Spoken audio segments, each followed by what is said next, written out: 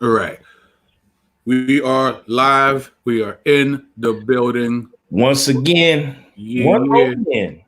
So, what's going on, party people? The place to be. I go by the name of the BK Apologist, transmitting live. New York is the city. Brooklyn be the borough. What's good? What's popping? We're continuing our deep dive analysis of the debate of the year between Dr. Vince Bantu and Jabari Osaze. And of course, I have my co-host, the second half of the EPMD of Urban Apologetics. One wrecks, the other destroys. You know what I mean? All right, all My right. man, Adam Coleman. What's good, bro? What's going on, bro? Scott Lane, the Black Bruce Wayne, aka the real Adam Coleman. What's happening with you? Now, I don't know if I want to be the second half, man. I don't know if I want to be the second half, bro. I'm really feeling some kind of way about that. I'm trying to inch up to the first to be that first half, man. Oh, okay. Oh, can you hear me? Okay. I can see you. Well, actually, you were freezing up. I can see myself. Oh, okay. Yeah. So I don't know if it was me freezing up or that's not good. Is it still MJ Jackson's in the building. What's up? Yeah, let me try something real quick here. Let me see if I can. I might disconnect. okay? I mean, I can see you, but you know.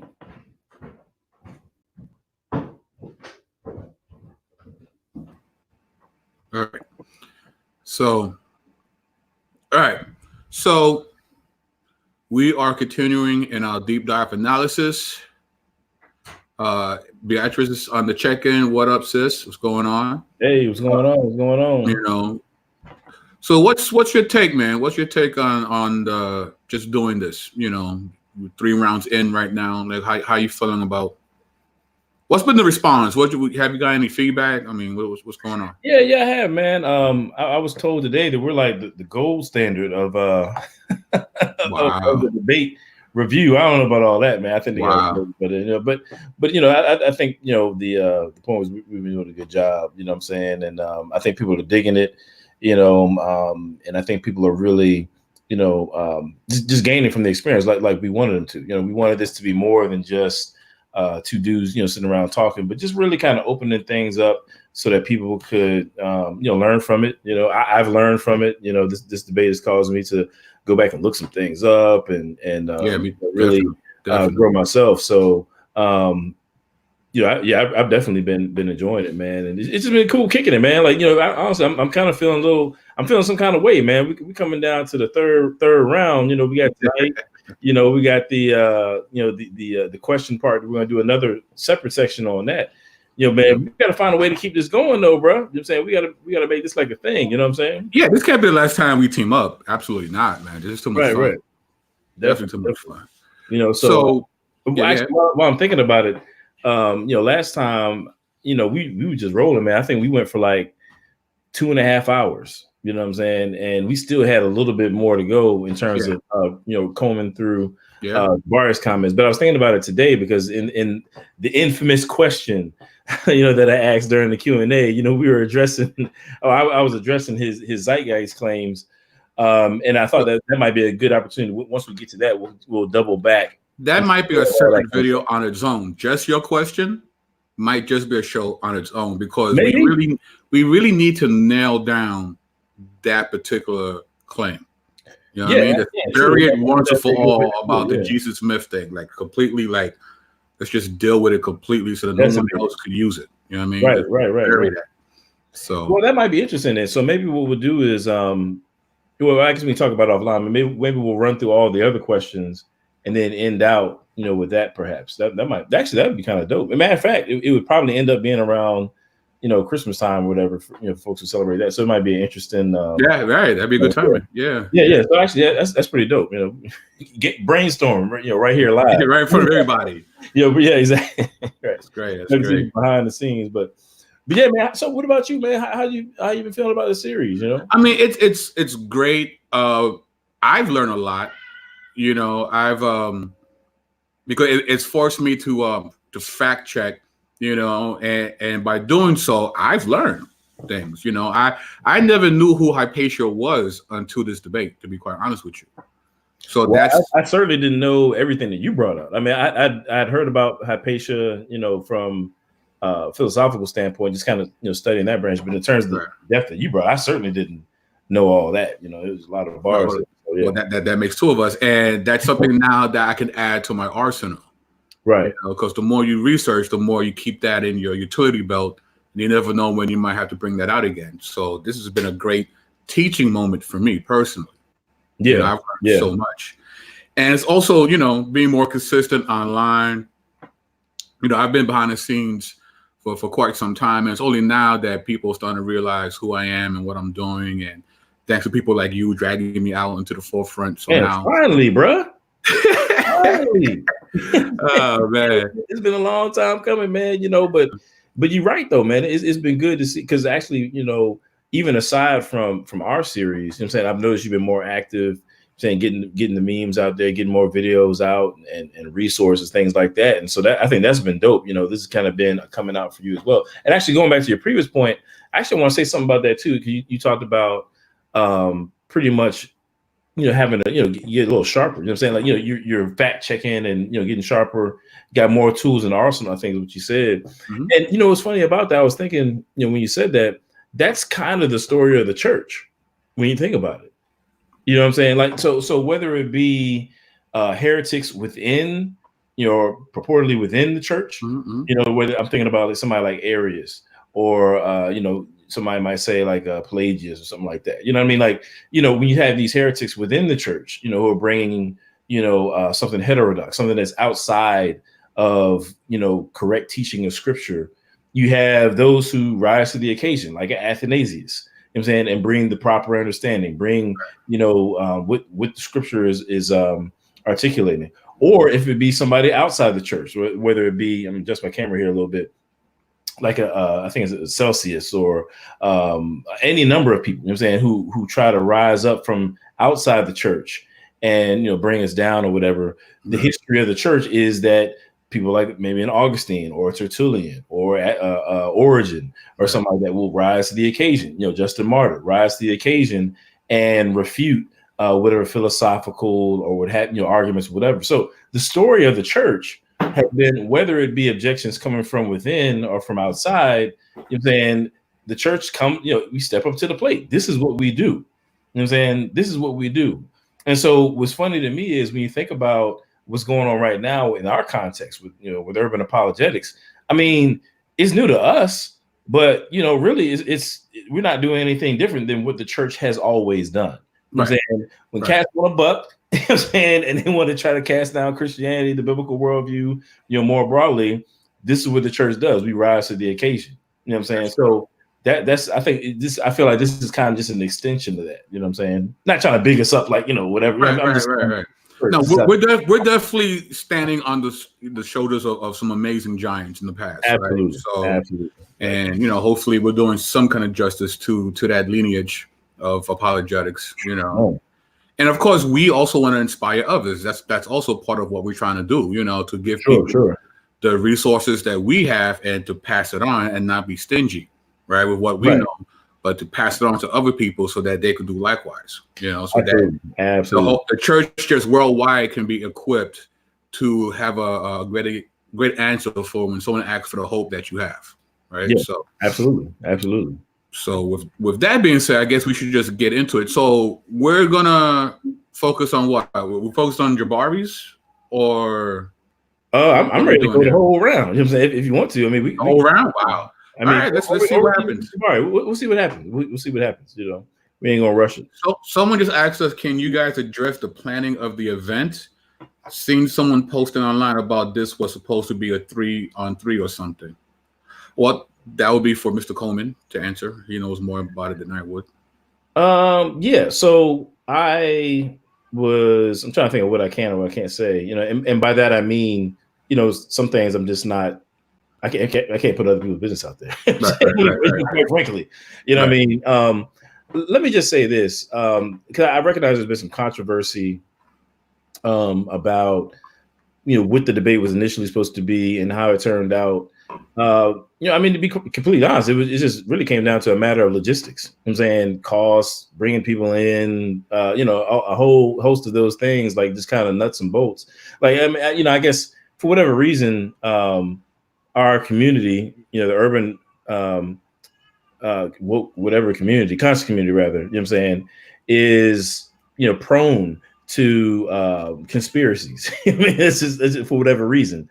But I mean, honestly, that just wasn't the case here. I mean, I've heard stupid stuff. Like I heard some, I think it was a Hebrew Israelite posted that Jabari got paid 20 grand or something stupid like that and cut other people out. I mean, that's just dumb. I mean, that's not true. Where's my cut, bro? What's going on? Real. Like, I mean, I need some of that. Yeah. I mean, there's all kind of bad information out there, but what I am at liberty to say is that, quite frankly, initially it was supposed to be a team debate.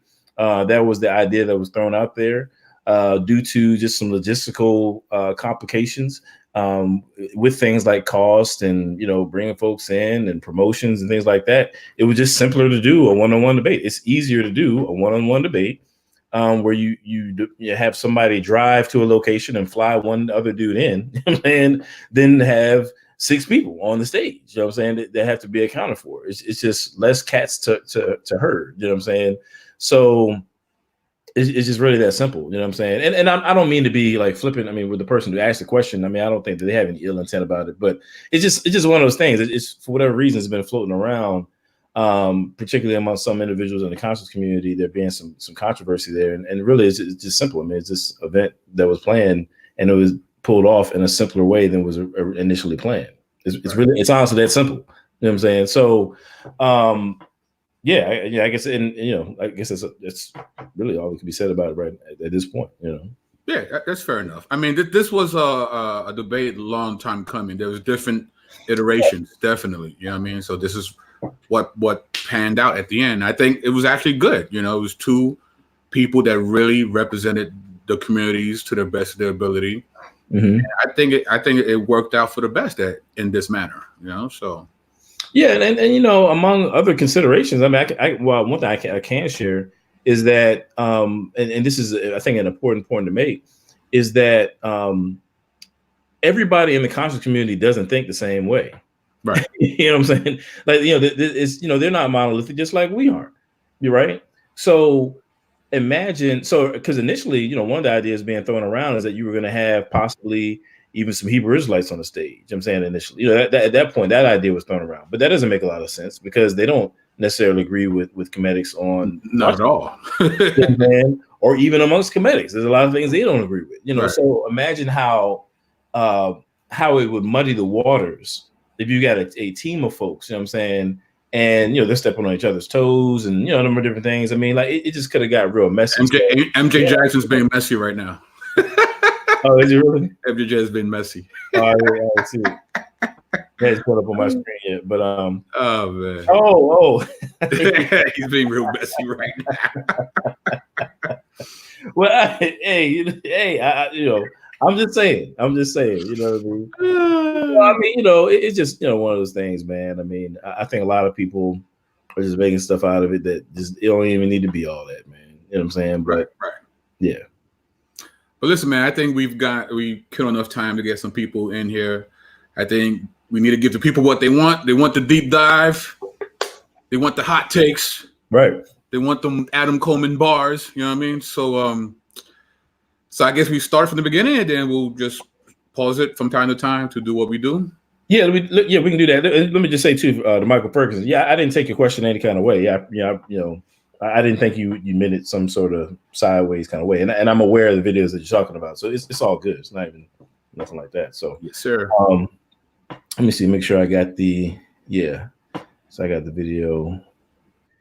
And probably would help if I shared it. That would be good. That would be good. Good. All right.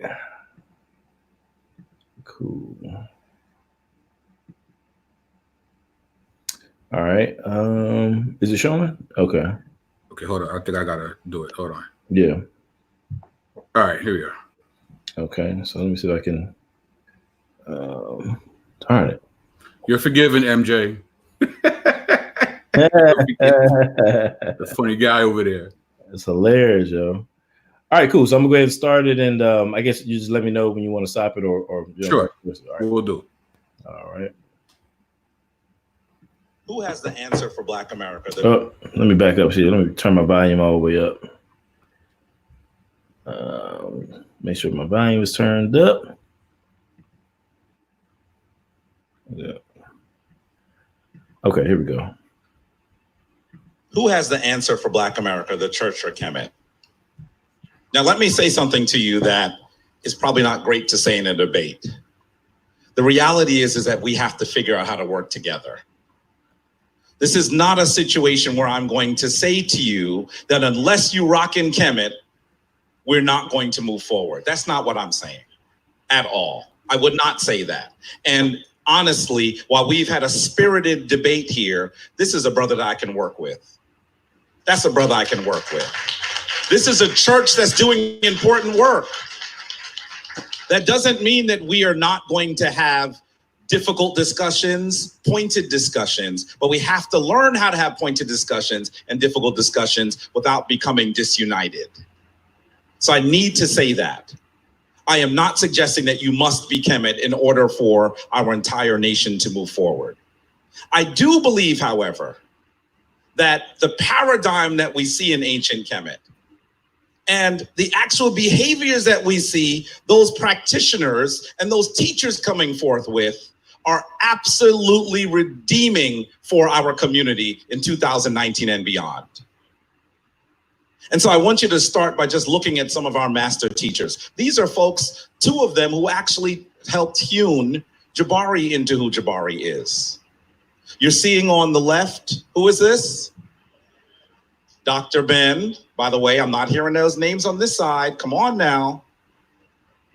Come on now. In the middle, who we seeing? Sheikh Anta Diop. And then on the end, we're seeing Dr. John Henry Clark. These amazing Africans who are— You can stop it there for a minute. I was about to, yeah, okay. You beat me to it. I was about to go ahead and pause it anyway. But yeah, go ahead. No, you first. You first. Go ahead. You know, I'm about to get on my MJ Jackson right quick. You know what I'm saying?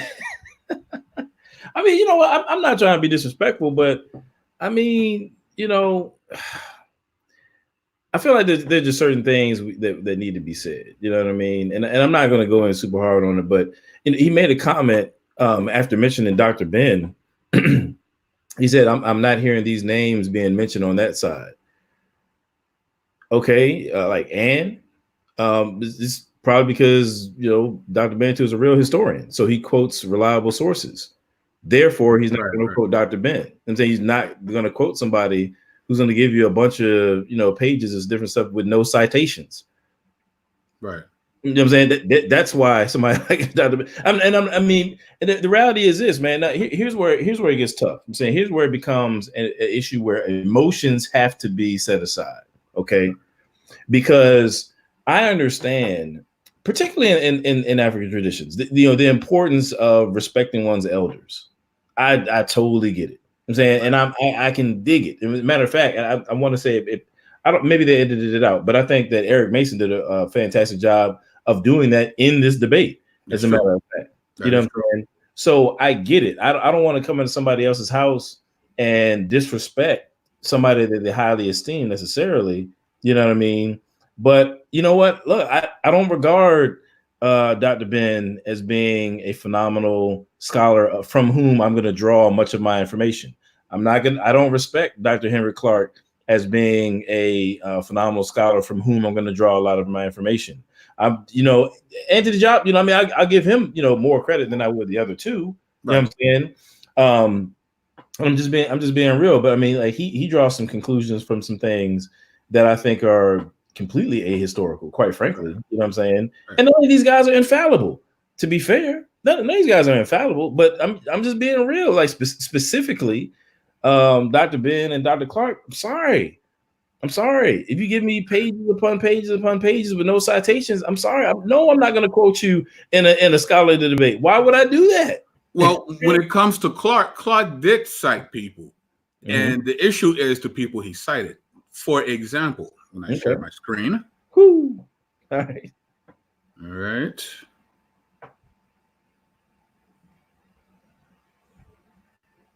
Do you see my screen?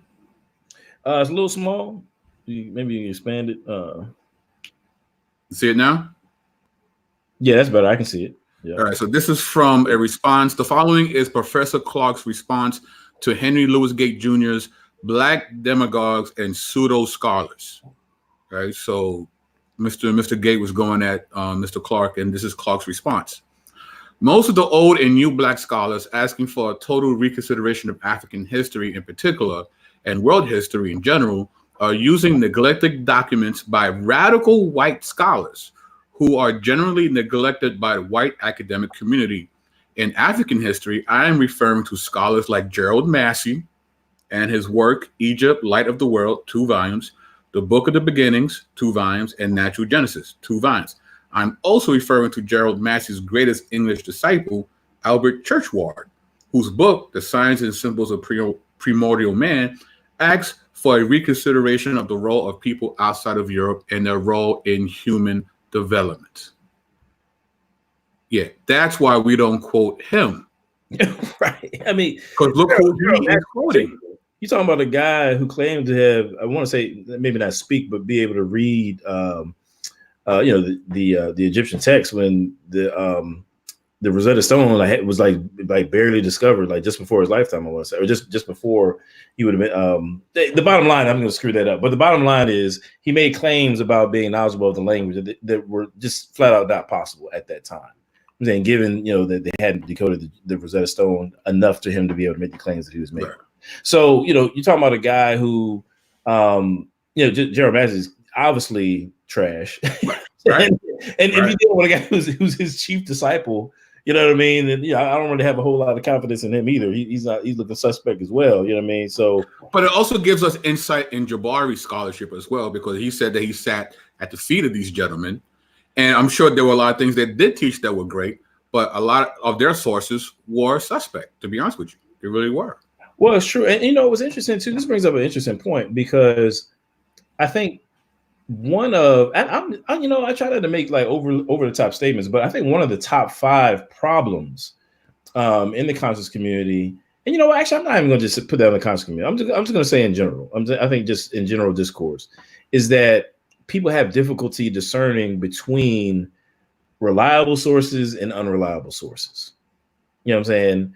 I think that's a big issue. If you believe that a guy who relies upon Gerald Massey for his conclusions, then what you're telling me is that you have difficulty discerning between reliable sources and unreliable sources. That's what you're saying. You know what I'm saying? Likewise, with Dr. Ben. I'm not trying to disparage these guys. It's nothing personal. Right. You know what I'm saying? But and then to be honest with you, in terms of, and I'll take it even further, okay? Because specifically people like Dr. Ben and Dr. Clark, I mean, they're not only making historical claims. You know what I'm saying? In terms of their speaking, they're drawing inferences from what they are proclaiming to be history, right, and making other claims as well in terms of what we ought to be or ought not to be doing. Spiritual traditions that we ought not to be following, and so on and so forth. And some, like, when people say things like Dr. Clark, one of his most famous, I'm thinking one of his most famous phrases, with Christianity being the handmaiden of white supremacy. You know what I'm saying? Which is such an over embellishment. It's not even funny. I mean, it's just grotesque lack of nuance. You know what I'm saying? It doesn't take into account, right, the vast, swaths of history that would go against that claim. You know what I'm saying? Like the fact that you have Christians and people, who oppose slavery and Jim Crow on the basis of their Christian convictions. You know what I'm saying? Those who were fighting court cases and using the biblical worldview as leverage, to fight for their freedom, who were enslaved persons. I mean, there's just a number of different directions you can go. But when you make big statements like that, that just show just a huge lack of historical nuance, you know what I'm saying? Then those are the kind of things that give me like red flags and say, you know what, okay, this person is not employing critical thinking skills, when they come to these sorts of conclusions. I'm saying they're just being hasty, maybe emotional or whatever it may be. But again, that's just not a reliable source of information that, right, I'm going to draw my conclusions from. Right. You said, man. Right. That's just what that is. I agree. I'm having a little bit of an internet issue. Did he already speak about partnering up with the church? Did he get to that part yet? Did he say? Yeah, he did mention. He said that this is a brother I can work with. You know, we don't have to, beef or whatever. But did he actually say the partnering up yet? Did he say that part? I want to say he did. Yeah, that was like in his beginning part. Right. We talked about like, yeah, go for it. Yeah. So here's my question. Now, what is the title of this round? Oh yeah, Christianity or Kemet. Who has the answers for the Black community? Right. Right. Now, here's my question, Adam. Would you partner up with somebody who doesn't have any answers? No, I would not. Right. So what is he saying then? Right. Again, the round is what again? Right. Yeah. Good point. Right. So you don't partner someone unless you think they're doing something correct. Yeah, and he actually said that. He said that the church, Epiphany Fellowship specifically, is doing great work in the community. He specifically said that. So there's something that we're bringing to the table, obviously, that he must find valuable, or usable, or whatever word we want to use, for sure. Yeah. So I just wanted to bring that part, so we could continue. That's a great point. We continue with the video. Okay. Let me see this. Okay. Yeah, this is something I'm gonna get to in a minute. Yeah. All right, I'm gonna play the video. Okay. Actually fought for us to understand the full breadth of African history. It is difficult to understand how to move forward today if you don't understand what you did yesterday. Imagine if you woke up tomorrow morning and had no memory of the days, years before. What would you do? Where would you go? That is essentially what our oppressors would like us to do. They'd like us to be a people that began in enslavement. They'd like us to be a people that actually have not proven that we can rule the world in peace and prosperity. The peace comes first. And so I want you to look at these elders and understand they did important work. Two of them, Dr. Ben and Dr. Clark, were actually professors of mine at Cornell University. Amazing people. But I have to say that this elder is the one whose practice has allowed me to stand upright. When I have a problem and I'm not communicating, he calls me. Beloved, where are you? I have not heard from you. Are you okay? And his walk has been 50 years in the Kemetic tradition. So please understand that when we look at the Kemetic tradition. Yeah, I'm gonna pause it right there, right quick. Just lest I be confused as somebody who's just looking to nitpick every day, all day. Yeah, I just want to point out, like everything that Jabari says, I don't disagree with. You know what I'm saying? His point about history being important, understanding history. Yeah, I'm definitely down with it. You know what I'm saying? I mean, any rational person who's done any amount of objective study would agree that history, as is generally taught, at least for most of us, is done so poorly. I mean, we're not getting a robust picture of things that have gone on in the world. Absolutely. And there's fallout from that. You know what I'm saying? There's no doubt, that much of our history, particularly as African Americans, has been taught from the cotton field forward. Right. No doubt about that. You know what I'm saying? And even then, still poorly, because there's so many things that we haven't learned. You know what I'm saying? About our histories, even here in the West. So yeah, I definitely want to say I agree with him. I agree with him on that point. As a matter of fact, I interviewed Nefertiti on my channel last week, and she made a phenomenal point, just talking about the intentions behind those who are writing the history books. To some extent, is to instill some pride, within like American citizens, Europeans, whatever it may be. I mean, you want people to, like, most people are not going to, rehash history that they feel terrible about. Just human nature. We don't do that. You know what I'm saying? We want to highlight the good and kind of, maybe mention the bad, but, we're not going to spend a whole lot of time on it. You know what I'm saying? So, and so that's what happens. And now in the process of doing that, unfortunately, we're on the wrong side of that equation, in terms of, how history played out over here, and so it doesn't have the same effect for minorities that it does for those for whom much of history is written. The history books are written. You see what I'm saying? That's just a fact of the matter. Yes, sir.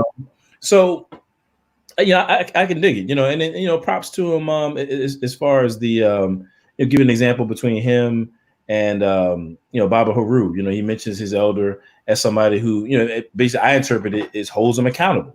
Yeah, definitely can dig it. I'm saying, and I'm down with that. I think that as men, we need that, particularly in communities where fatherlessness is a problem. We need that. You know what I'm saying? So, I just want to kind of point that out because, I don't want it to be construed as just a hater or something like that. Right. When I see something that I agree with, I want to make sure I, point that out as well. Absolutely. Good points. Good points. All right. There we go. Look at its resurgence, its renewal in the West. It hasn't actually been extremely long. We should not be judged on whether we are able to do things that the Christian church is able to do. Particularly because, and you may be upset when I say that. Right. So I just feel like he does a lot of acquiescing in this round. Instead of really trying to showcase, what Kemet has done or even able to do, there's a lot of acquiescence. Like, listen, you guys, you've been doing it for a minute, and we're trying to catch up, which is fair. I got no problem with that. And we shouldn't be the only people doing good in the world, right? If you feel like you could do some good, you should, but don't critique those who've been doing good longer than you. You know what I mean? So, well, I mean, to be honest with you, I agree with you. I think you might be a little more gracious than I am with that point. Because I felt like it was a cop out. I felt like it was a cop out. Now back to the matter, it is true as far as I understand that. I think he's referring to in the context of African Americans, maybe England or something like that. Like the Western world more broadly. But of course, is the case, that Kemeticism hasn't been flourishing, as long as Christianity. Obviously, That's the case. Nevertheless, if you're an historian, I'm saying you've been looking at, Christians from, I would say African American Christians, African Christians in the West, however you want to put it.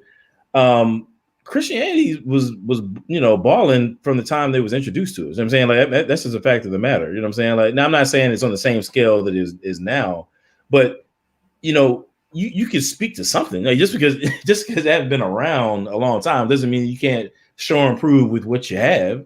That's what I mean? So it's like, come on, man. I mean, like, well, he does make an attempt right here. It's coming up. It's coming up. Yeah. I was like, I don't know if I'm really feeling that right there. Now, they're not really going to have the history that we have. I get that. But, man, shoot, we can go back to, the 1700s with Absalom Jones. We can go back to. Oh, we're going to do a little bit of that, too. I got some. All right, so I'm going to leave that. I'm going to leave that alone for now. Yeah. But, so, anyway, and to be fair, again, I get it. Let's say we were to go to day 5 after some enslaved person who hadn't heard about Christianity, maybe is introduced to it. I'm not saying that from that point, all of a sudden Christianity is balling out of control amongst the African community. Right. I'm not saying that, you know what I'm saying? But I'm just saying, like, bro, it's like, show and prove what you got, bro. Let that be that. Anyway, but like I said, maybe I need to take the more gracious route. You know what I'm saying? I'm gonna take the Alfredo Valens route. I think I'm about to actually stop it again because there's something he says coming up here that I may actually stop it right after that. But let's okay. Yes, but it is true. Christianity was given to us as in the entire time we've been here. So that in some ways, even those wonderful conscious Africans who were Christian had a head start in trying to do things in our community. So I'm not trying to match Christianity, the church. I want to be able to make a So I want to say something here. Now he's talking about the length of time that Christianity has been in our community. He makes a comment that it was given to us, right? And previously in the debate, he used that in a more disparaging way than I think what he said right here. But I don't think I addressed it earlier, so I just wanted to just kind of address this point. because it's an issue that constantly comes up. You know what I'm saying? I want to say it was in round one. Jabari makes this a more explicit statement about this notion of Christianity having been given to us as being problematic in some sort of way. At least that's the point that he was trying to make. So if I could just share my screen right quick, I just want to address this because it comes. Yeah, you're sharing now. You're sharing now. Yeah. Well, actually, I want to share. Let me see how I could do this. I want to share. I'm gonna have to stop this screen and then bring up my PowerPoint real quick. Okay. You know what I'm saying? Because this is just a common claim that I want to address. Cool. While you're doing that, the new is on the check-in. What's going on, sis? What up with it? Please share the video wherever you can. People definitely need to see this. Definitely. Well, see Adam, maybe not so much me, but Nah, man. It's tag team, bro. Tag team back again. Nah, you stupid.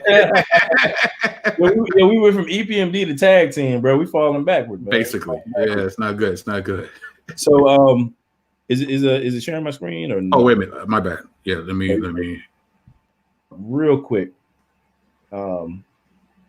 Kind of, and this is just kind of illustrates how I'm trying to make my screen bigger here. When you say something fallacious, it comes back to bite you. You know what I'm saying? Mm-hmm. This is why you don't want to make fallacious statements, because it's kind of like acid in a debate or in some sort of dialogue, right? I'm gonna get to it in a second, but what happens is, once you make a fallacious statement, if somebody else who picks up on it holds you to it, then it begins to eat through the arguments that you're trying to make, on your own behalf. All right. So, this idea that Christianity needs to be discarded or rejected on the basis of, this idea that it was given to us is actually a form of, I'll say a form of the genetic fallacy. You know what I'm saying? Can y'all see my screen? Yes, we can see it. Okay, cool. So let me just, run through this real quick. I don't have to take a whole lot of time. So the genetic fallacy, simple way to put it is that, when you have a claim that's accepted as true or false based on the origin of the claim. Okay. So instead of looking at the actual merits of the claim, it is judged based on its origin. That's kind of like a functional definition that we can, tie to the genetic fallacy. Now, the biblical worldview is a set of claims. Like, we're not just, we're saying that the world is a certain way. I'm saying the reality itself is a certain way. It is the case that God exists. In real time, Jesus, walked the earth, died on the cross, resurrected. We're making claims about things that are the case in the world, have happened, will happen, and so forth, right? So, when people say things like, "Oh, well, we need to just reject it because your ancestors were beat into Christianity, or it was given to us," and that whole field, they're basically committing the genetic fallacy. That's what they're doing. They're rejecting the biblical worldview, that set of claims, right, about how the world is on the basis of how our African ancestors in the West supposedly came to believe it, right? Now, I could go on a whole different argument about how historically thin that sort of notion is, and actually I deal with that on my show. If you want to check it out, True ID Podcast, I think it's called The Bigger Picture. I think is the name of that episode, part 1 and 2. But nevertheless, I'm just dealing with the fallacious nature of that statement right now. Mm-hmm. Now, here's the thing. If you take that position, right, and I'm going to use Jabari as an example because he's going to make some claims here in a minute. So if you take the position that Christianity, that a reason to reject Christianity is this notion that it was given to us, right, from your oppressor or from this or from that. You know what I'm saying? If that's going to be a basis for which, you reject Christianity, then you're going to have to reject some other things too, right? Now let's get into it. Okay, keep that same energy. Right? So capitalism was also given to us, right? Now, in a minute, Jabari is going to want to make some claims about how we can, do better economically, in terms of business, ownership, entrepreneurship, business dealings. He's going to talk about buying power in the African community. He's going to talk about all these different things, right? You say, well, capitalism is something that was given to us, right? Now, if we are to reject Christianity on the basis that it was given to us, then you ought to reject capitalism, right? But if you reject capitalism, then I can't imagine that you're going to be all that successful operating in a capitalistic system.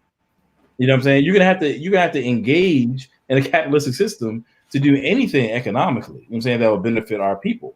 But if you have to reject all that, then the position that you have to take then is not going to be helpful to our people thriving in this current system. And so in answering the question, who has a better answer, for who has the answers for our community, the position that you're articulating already makes it difficult, if not impossible, to engage the economic system that we find ourselves in, because you got to reject it. You got to, cast it aside, given that it was given to us. Secondly, democracy, the political, the overarching political system or framework that we operate in. Kemet wasn't a democracy. Nope. As I put here, it was an attempted theocratic monarchy. You know what I'm saying? It was this idea that the pharaoh was, if not God, in the flesh in some sort of, if not God, was a conduit or a doorway between the God, son of Ra. He was a son of Ra. There we go. He was the son of Ra, right? And he was, they do have this concept of Ma'at, by which all things are supposed to be run by Ma'at, and that's kind of how they operate or whatever. Nevertheless, it wasn't a democracy. You don't see people, voting on this in the same way that we've got like this, the three branches of government and, this distribution of power and all that kind of stuff. You don't see that in Kemet, ancient Kemet. Right? Okay. So he's going to have to reject democracy because democracy was given to us. I'm saying by the oppressors, by the white man. Now, if you're going to reject capitalism, that's going to make it difficult for you to engage in the economic system, which, then we can't advance economically. If you're going to reject democracy, given the fact that it's, been given to us, now we can't really successfully engage in the political system. You know what I'm saying? So on both counts, you're articulating a position. And again, we're supposed to be, trying to figure out what's best for our community, right? How are we going to thrive? And in the way that he's approaching that question, he's dealing with how we're supposed to, get by and thrive in this world, in this current society. What are we going to do in this world to prosper? Right? That's what he's dealing with. That's how he's approaching this question. But again, in terms of our economic system, he needs to reject that. He needs to reject our political system. And the third, I'm just giving examples here, but currency, right? In the ancient world, your currencies are going to be things like actual material stuff. At one point it's sugar in some regions of the world. In some other parts of the world, it's salt. You know what I'm saying? During the transatlantic slave trade, you had people being traded for, certain spices and rum and things like that. The material is like kind of an expanded barter system. It's the kind of economic that you're going to be dealing with, or excuse me, the kind of currency that you're going to find in the ancient world. But you're not going to find something like what we have here, to my knowledge, certainly not in Kemet, to my knowledge, where you've got the currency, i.e. the dollar, that's not backed by a commodity. You know what I'm saying? It's backed on faith. It's backed on faith. Right. If I pull out a dollar, you believe that dollar is worth something. You know what I'm saying? And we function on that common social construct, called the dollar. Right. Well, that social construct doesn't translate well into ancient Kemet. Right. This notion, you know what I'm saying, has been given to us. Right. That's what it is. So now you're gonna have to reject our way of handling currency. And so yet again, that's going to make it difficult for you to engage in the our current economic system. So again, like I talked about before, when people make fallacious statements, it's going to come back to bite you one way or the other. Because if somebody holds you to that, then that fallacious statement that you made is going to eat away at your other arguments and your other positions, kind of like just like acid. That's why you want to stay away from fallacies. Okay. So, with his statement about, I want to say it was in round one, and what he says right there kind of, jogged my memory about it. This notion of, rejecting Christianity, discarding it on the basis of how he believes, we came to receive it. You know what I'm saying? He'll have to reject. These are examples of the other things that he will have to reject, which would then undermine the points that he's going to make about how Kemeticism can supposedly help us to prosper in the world. Right. So I think this is a great example of how one needs to think it through. When someone makes a claim, what you want to do is take that claim and walk it down to its most logical conclusion. Right? A lot of people just stop at the claim, but you got to say, okay, if what you're saying is true, if we go down this particular road, where's our destination? Absolutely. You know, so that's exactly what you did just now, which is great. So absolutely, yep. So yes, let's keep watching. Okay, cool. So all right, let me brought it back up. All right, cool. Let's go. Are we good? Okay, cool. Let me here we go. Strong movement that can partner with you. That's what I want to do. And I truly hope that what will happen is that's what I was waiting for. Okay, cool. That's the part. Partnering up with somebody. You do not partner up with someone unless they have answers.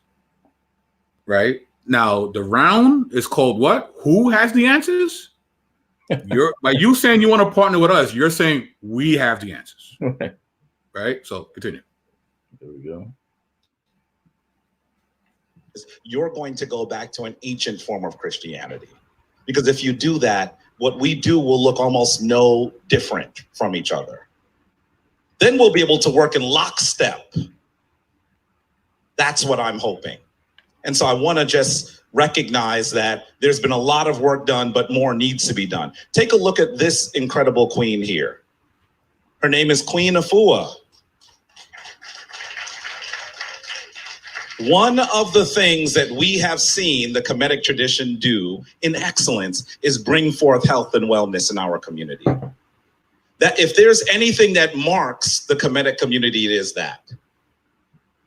Excellence in diet, excellence in dietary practices and health practices. That's what you're usually going to see when you see a practitioner. My elder is over here eating oranges. Not a candy bar, oranges. Not fried chicken, oranges. And look at his face. He's like, that was good.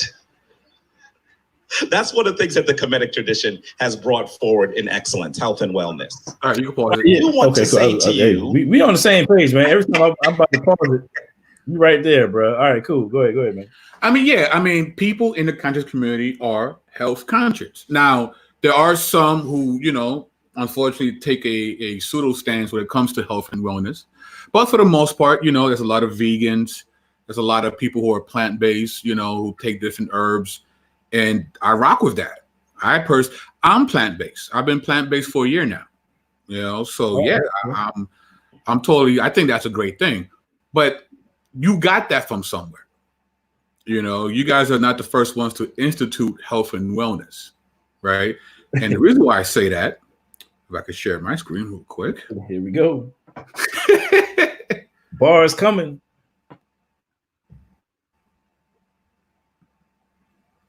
All right. Can you see my screen? It's a little bit small, larger maybe. Yeah, there we go. Okay. How about now? Got it. There you go. All right. So this is the works of Dionysius the Areopagite. It says here, the world the Christians entered during the Greco-Roman era had a colossal void with respect to caring for the sick and dying. Dionysius, a Christian bishop of the 3rd century, described the existing behavior of the pagans toward their fellow sick human beings in an Alexandrian plague in about 80 to 50. The pagans, he said, thrust aside anyone who began to be sick and kept aloof even from their dearest friends and cast the sufferers out upon the public roads, half dead, and left them unburied and treated them with utter contempt when they died. All right, this is the world in which the Christian live. So what did the Christians do? Well, how different from the behavior of the Christians? Dionysius tells us that the Christians, when it came to caring for the sick and dying, ignored the danger to themselves. Many of our brethren, while in their exceeding love and brotherly kindness, did not spare themselves, but kept each other and visited the sick without thought of their own peril, and ministered to them, I don't know how I say this name, acidociously, and treated them for their healing in Christ, died from time to time most joyfully, drawing upon themselves their neighbors' diseases and willingly taking over their own persons the burden of the sufferings of those around them. Second person here, the Benguinus of Dijon, a 2nd century Christian who was martyred in Epigony because he, quote, nursed, supported, and protected a number of deformed and crippled children that had been saved from death after failed abortions and exposures. This is from George Grant, Third Time Around, a history of the pro-life movement from the 1st century to the present. So he was killed because he took care of children that society did not want to take care of themselves. Right? This is a Christian doing this. In fact, it says here, saving physically frail, unwanted children was an affront to the Romans. It violated their cultural norms. Recall the words of Seneca, the first century Roman philosopher. Quote, "We drown children who at birth are weakly and abnormal." Now, let's look real quick at some of the institutions that the church created in antiquity. You have the diaconia that cared for widows. We see that in Acts, and it happened around AD 37. We see the metrocula, which is the church list of needy persons. They established common treasuries to aid the needy. We see that in 1 Corinthians. We formed collegia, solidates, and factioses, voluntary associations to aid the unfortunate. They provided for orphans, godparents at baptism. They helped solicited by bishops. They had an orphan trophia, introduced buildings for orphans in the 4th century. They buildings for foundlings in the 4th century. Monasteries were used for housing many orphans. What else here? They established the first institutions that served only the sick. They constructed the xenodokia, buildings that housed strangers, travelers, and the sick, late 4th century. The potosia, institutions for the poor. The gerontocomia, institutions for the aged. They established the typhlocomia, institutions for the blind in Jerusalem. They provided health care for lepers by hospitals in St. Lazarus during the Crusades. Maintained Domus Sancti Spiritus, House of the Holy Spirit, German hospitals. Maintained voluntary associations, primary and long-standing instruments of Christian charity and compassion, 1st century to present. And I'll stop there. So, well, I can add in another one actually, because and folks can well, maybe I'll put it in the chat just for people who want to fact check me on it. But you also have what's called the plague of Cyprian. You know what I'm saying? Now, Cyprian was a North African, bishop, theologian, what have you, clergyman, and he actually was living during the time where Christians were taking all kind of flack at one point. And they're like, "Oh, y'all Christians are, responsible for these plagues and all this bad stuff going on." And so, plague breaks out. It was just terrible. And Cyprian, Bishop Cyprian, this North African bishop, orders members to get out there and care for the sick. And it's documented. Some of them, just like the first example that you gave, they end up perishing because they end up taking on the illness and so on and so forth. But ultimately, long story short, what happens is, after the plague subsides, those who had, many of those who had been critical previously of Christianity were able to look upon these Christians who literally had risked their lives, and some lost their lives to care for the sick. And it really was effective in terms of the church being able to grow, particularly, I want to say in North Africa. So, I mean, again, you have this Christian ethic of compassion producing tangible means and outlets of caring for people, particularly in regard to medicine. And it's actually so when we look at hospitals today, I mean that's an outworking of that tradition. I'm saying of that. Well, that particular bishop you just mentioned, if I could be wrong, please fact check me, but I believe he is the first one to make an actual hospital. Oh, okay. Yeah, you might be right. You might be right. So Cyprian, Bishop Cyprian. So while on the one hand, I do think that I think Jabari is probably right in terms of their community, being more intentional, about their health. And in my understanding, I don't know if all of them believe this, but my understanding is that because he does articulate that he believes everything is one, and actually we're gonna get back to that in the Q&A because that's going to produce some interesting stuff there. But anyway. I'm going to say that for later, but with them believing they're one with all things and wanting to make sure that their personal vibrations align with the vibrations of the universe and so on and so forth, they don't want to have any impurities, and therefore they're going to take care of themselves to be in better alignment with the rest of nature, vibrations out there, and all that kind of stuff. And so that's kind of like the impetus or the what compels them to be. Health conscious, which I'm not saying. I mean, clearly it's not a bad thing. As a matter of fact, I'll go as far as to say that in the Christian church, at least in America, I think that we've fallen victim to the abundance ethic. I'm saying, where we just partake and partake and partake, when we don't need to. And so I think that's something that, people like myself, we're actually looking at going vegetarian as well. I was a vegetarian before for some years. Both of my parents were vegetarians throughout my lifetime. And so I think that is important, that we need to be, more health conscious. And I think that's dope, man. So I'm not criticizing them for that. But I mean, to your point, with respect to health, I mean, they owe, I would say that really everybody in the West owes a great debt to the Christian tradition, that a compassion ethic of compassion. Absolutely. So I just want to put that out there. So let's continue. Cool. Let me share your screen. All right. Let's go. All right. That in order for us to understand what we have to do, we have to have clarity of purpose. What is the biggest challenge that faces African Americans? Just call them out. What do you think? Dang on it, man. I know I hate to keep stopping, man, but I got to stop right there. You know what I'm saying? Because I think this begins to get into why I think many people, from what I've seen, had problems with this round. And why I think maybe people who attended the debate felt that maybe this round was the weakest of all three on both sides, not just Jabari, but Bantu as well. You know what I'm saying? So I really want to touch on this. So he asked the question, he says, we have to, or he says rather, we have to understand our purpose. Now, I think to understand both sides of this round, I think when people said, when people looked at the question, what is, between Christianity and Kemet, who has the answers? I think they were expecting both sides to give an itemized list of things that need to occur in the Black community that are outworkings of either worldview, right? And what you had is neither side provided that. Actually, what both sides did, and I think it was right. Actually, I think they both took the right approach to answering the question. They both attempted to give an account for the fundamentals upon which the community should be built. You know what I'm saying?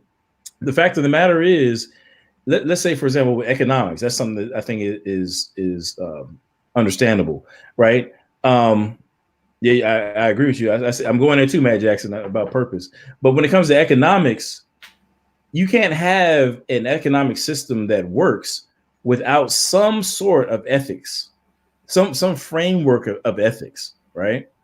But ethics, when we're talking about, morality, it has to have some sort of grounding. It's got to fit within your worldview in such a way that you can hold a consistent and coherent ethical framework. You know what I'm saying?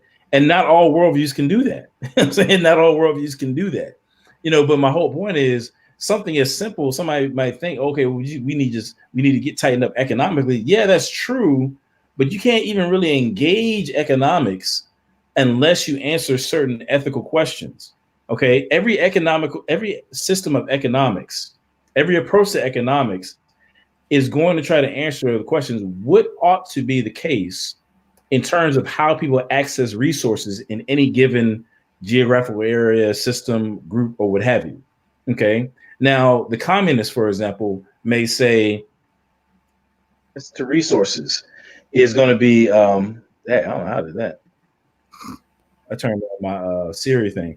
A communist might say something about access to resources needs to be governed by the government, you know what I'm saying, by the state, right? That's how access ought to be attained, to resources. Whereas a capitalistic society, laissez-faire economics, is going to say, no, there needs to be freedom of access to the average individual as much as possible. You see what I'm saying? Sure. What ought to be the case there? I'm saying there's some fundamental questions you have to ask about ethics and the nature of man and things like that people take for granted that you have to deal with before you even get to economics, right? And so, in other words, it's almost like some people want to do algebra before they get 1 + 1 = 2. You see what I'm saying?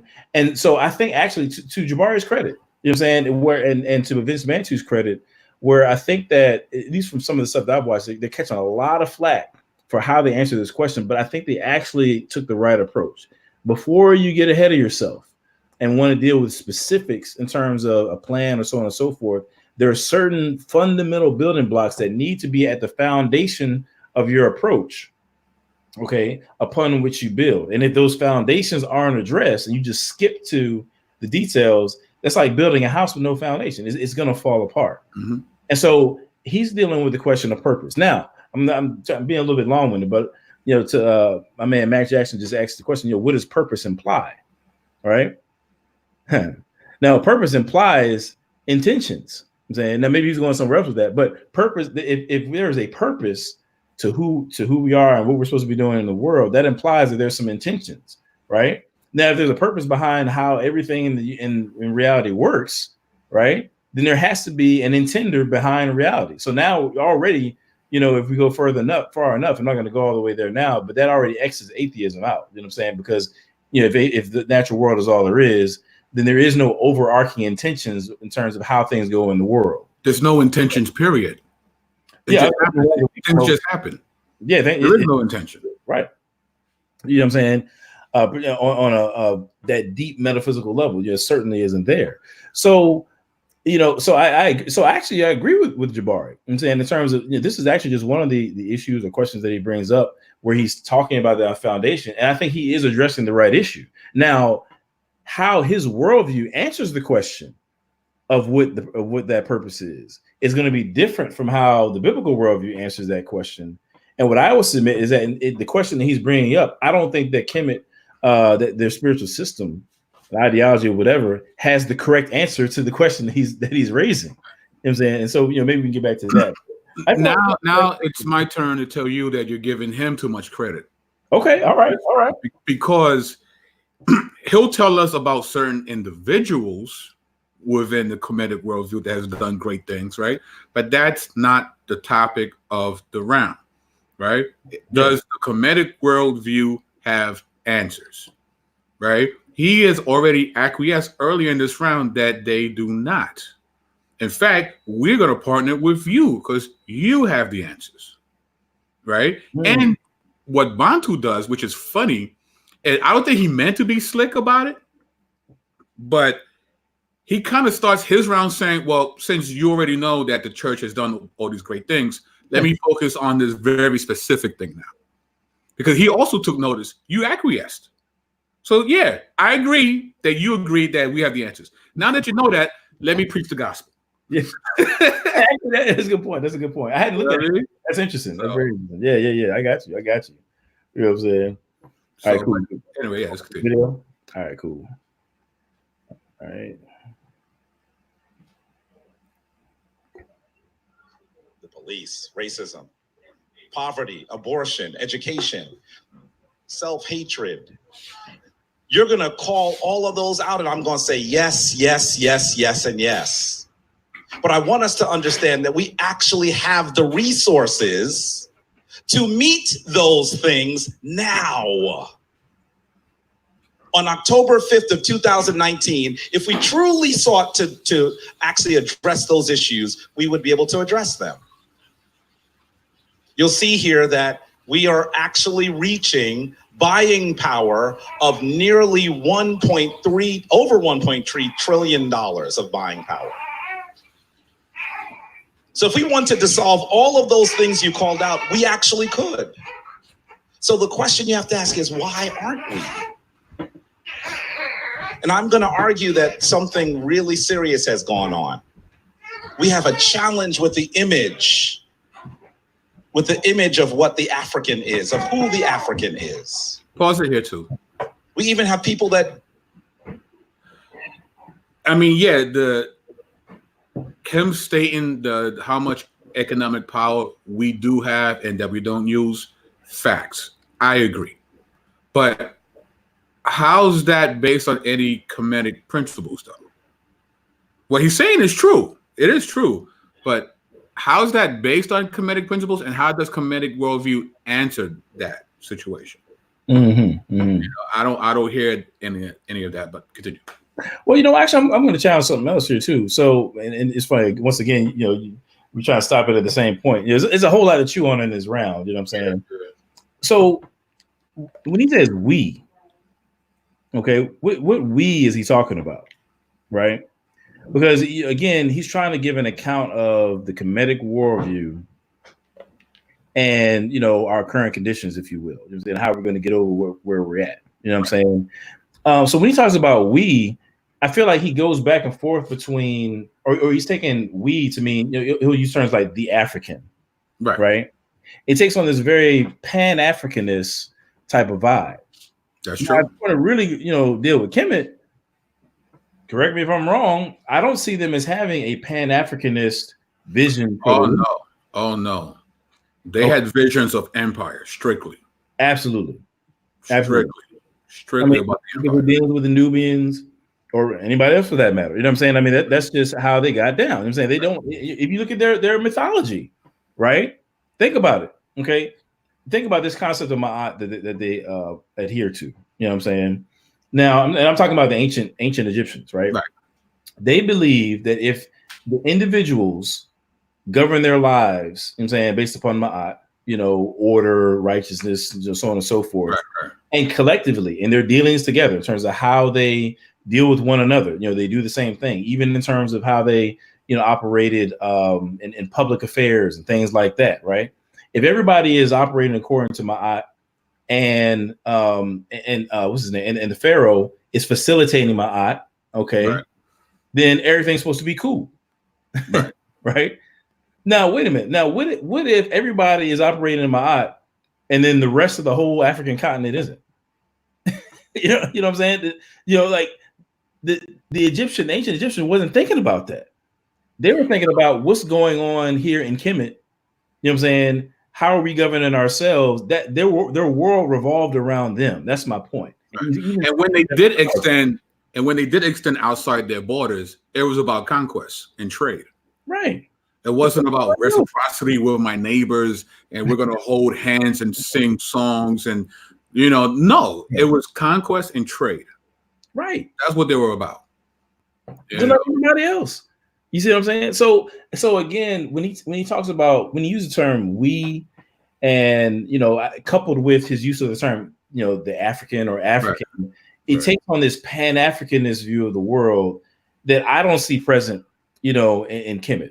Certainly not throughout all of Kemet's history. There's definitely no doubt about that. It's a modern connotation, right? Because if we're talking go ahead. Pre-dynastic or Middle King, there was no African, right? African is a continent. It's not a people group. It's a continent. Within a continent, various different tribes and people groups. Sure. Kemet was just one of those. Sure. Which war against the other portions of the continent. Right. Right, the Nubians, Wicked Kush. Shout out to Vocab for bringing that out. Right. Another day. We have stelas showing, all these foreign slaves that they brought in the name of their gods. They wrote it in their walls. I mean, it's true. As a matter of fact, before I forget, I want to cross-pollinate a little bit. Sure. Vocab Malone. Check out his channel. You know what I'm saying? If you haven't already, subscribe to it. I know that this coming Sunday, Vocab, Matt Jackson, was it Chris Featherston, I think his name is, and Nefertiti are going to be doing some commentary on this debate as well. So nice. You dig what we're doing here? Check them out. Also, if you want to give that a shout out. So I want to say that Sunday, Matt Jackson's in the chat, so he can probably fill us in on the time and all that kind of stuff. So definitely put that in the chat, bro. Yeah. That's what's up. Right. Now, before we go forward, too, again, we talk about this Pan-African we, right? Right. What about before the transatlantic slave trade? Okay, you got various different groups on the west side of the continent, Western Africa, right? You got the Home, the Fulani, the Yoruba, there's all different. The Congolese, they end up getting caught in the transatlantic slave trade. There's all these different people groups. Okay.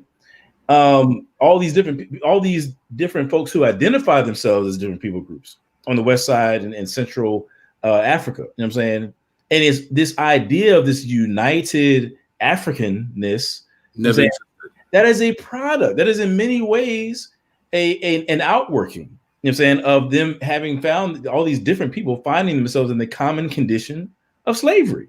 Right. You know what I'm saying? Now, I just want to go ahead and say, I don't have a problem with the term African, whatever. I don't have a problem with it because at the end of the day, looking throughout human history, identities, ethnicities, nationalities form in various different ways. Some positive, some not so positive.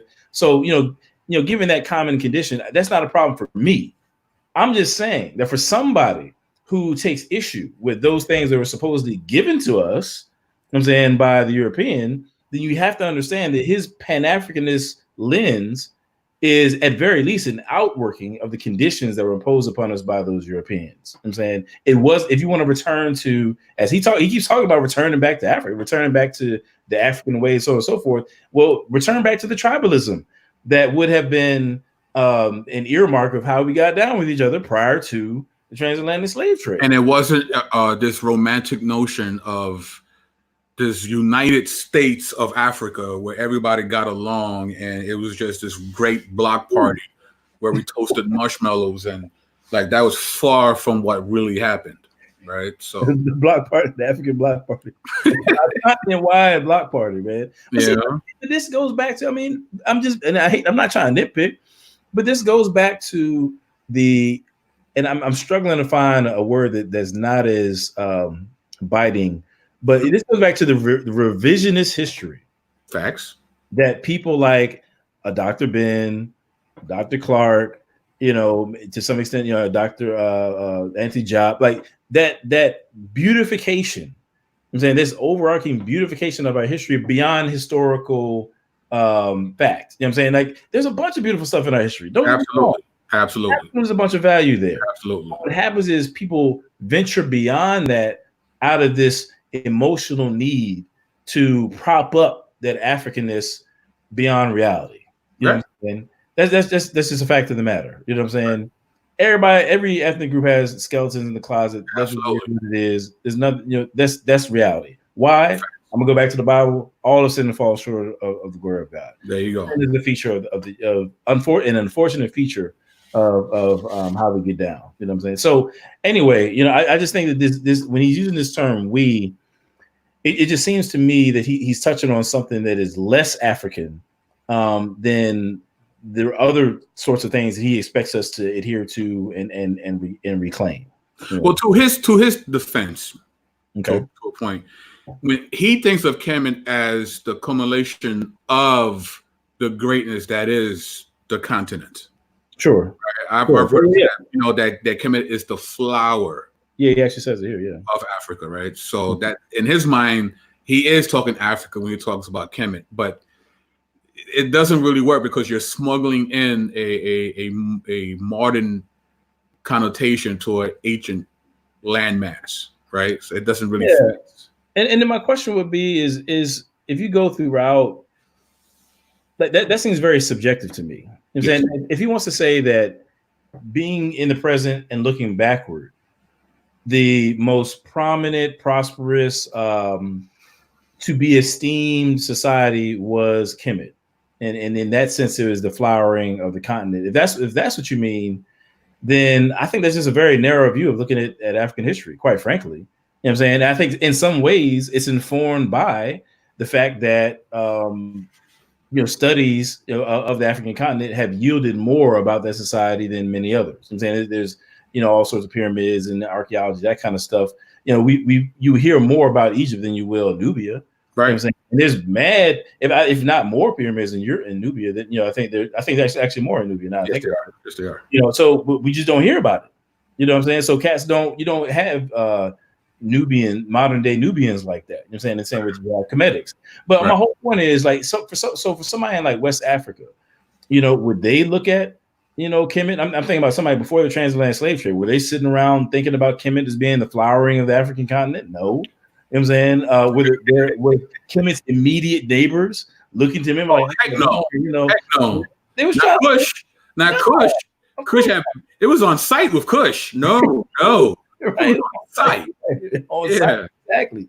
It's like that's what I'm saying. So to me, it seems very subjective. This notion of Kemet being kind of just placed in this role of headship over the entire continent.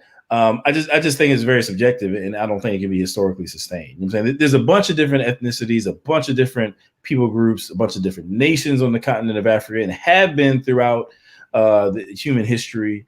You know what I'm saying? So I think that again, out of our thirst for medicating a sense of lost Africanness and self-esteem, ethnic-related self-esteem, I think that's what produces this need to place Kemet, you know what I'm saying, at this pedestal, and to paint Africa in a picture that outpaces what the historical record shows about what life in Africa was like. Yeah, and where does this Egyptomania comes from?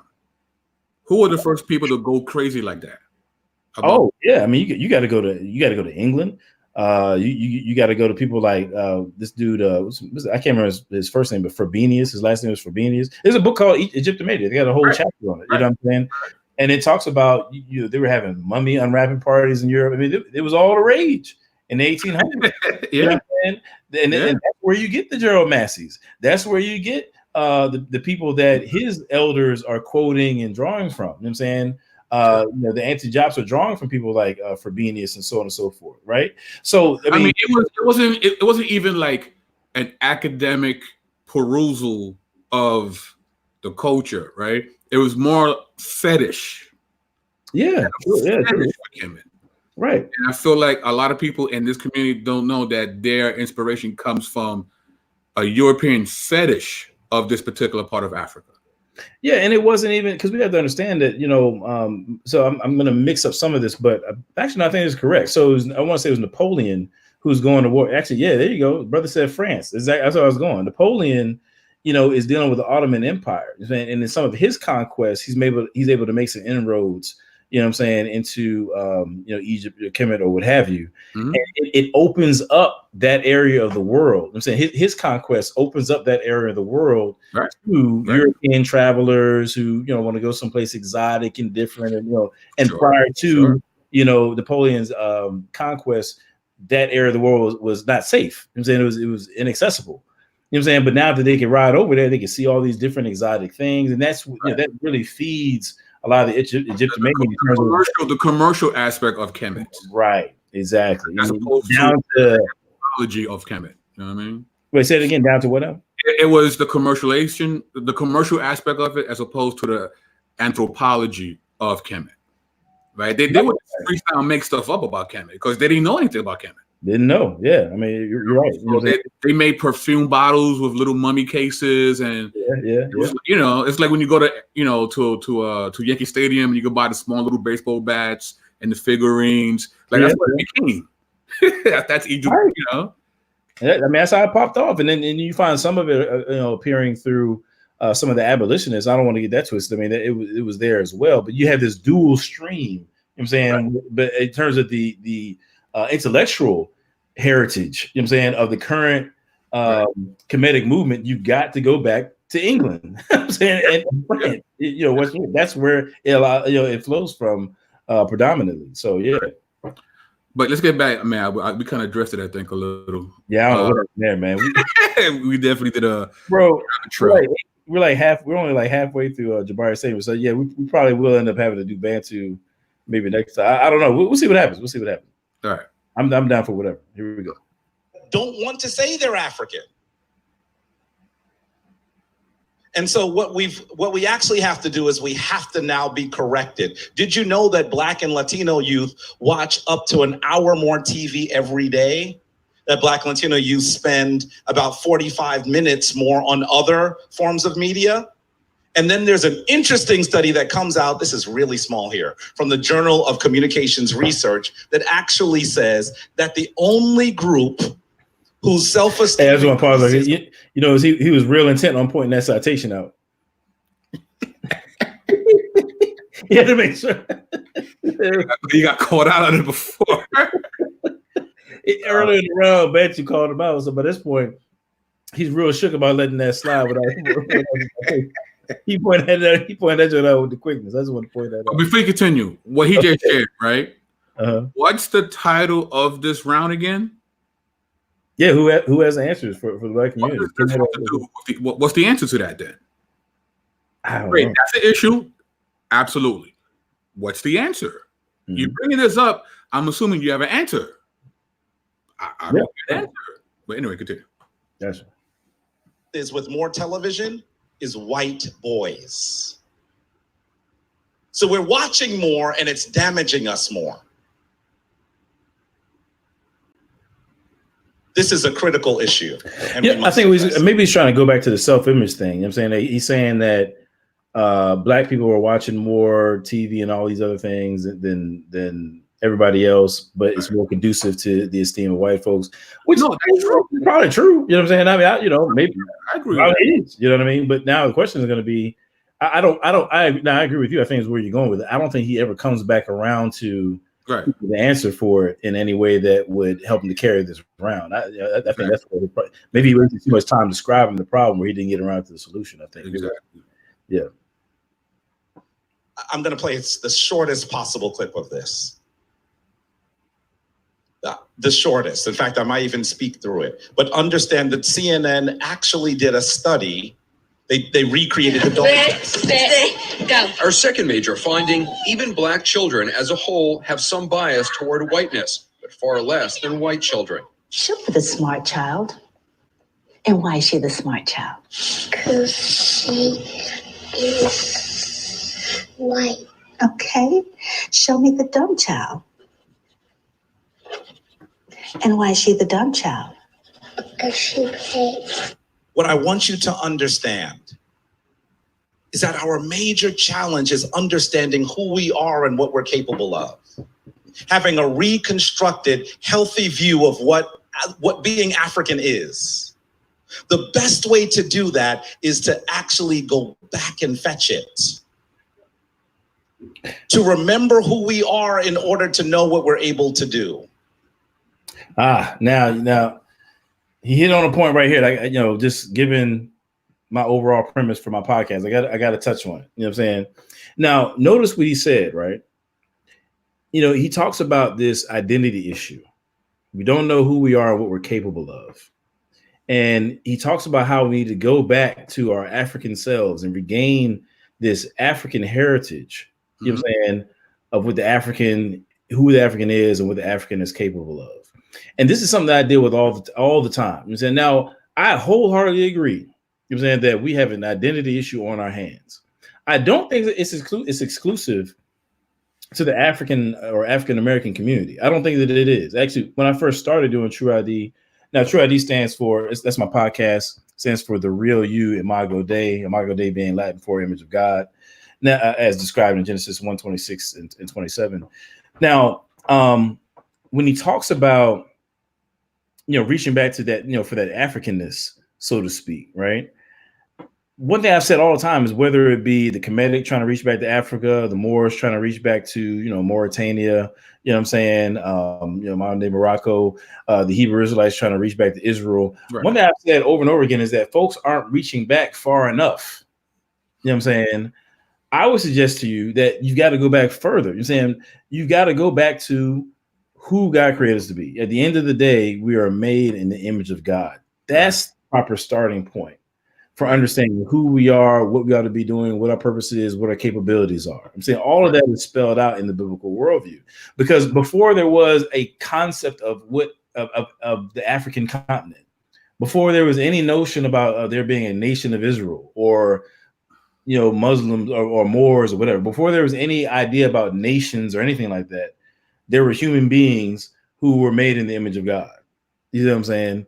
And if you really want to regain your identity and a proper understanding of who you are, what you're capable of, and so forth, I'm going to argue that you've got to go back to the fact that we are beings made in the image of God, And I'll substantiate that with the fact, and I won't go into it here, but the reason why I say that is when I say that we're made in the image of God or make any other claim, I'm saying that's, flows from the biblical worldview, I'm not saying it as just, an opinion. I'm saying in the same sense that 2 + 2, the quantity that we call 2 plus the quantity that we call 2 equals the quantity that we call 4.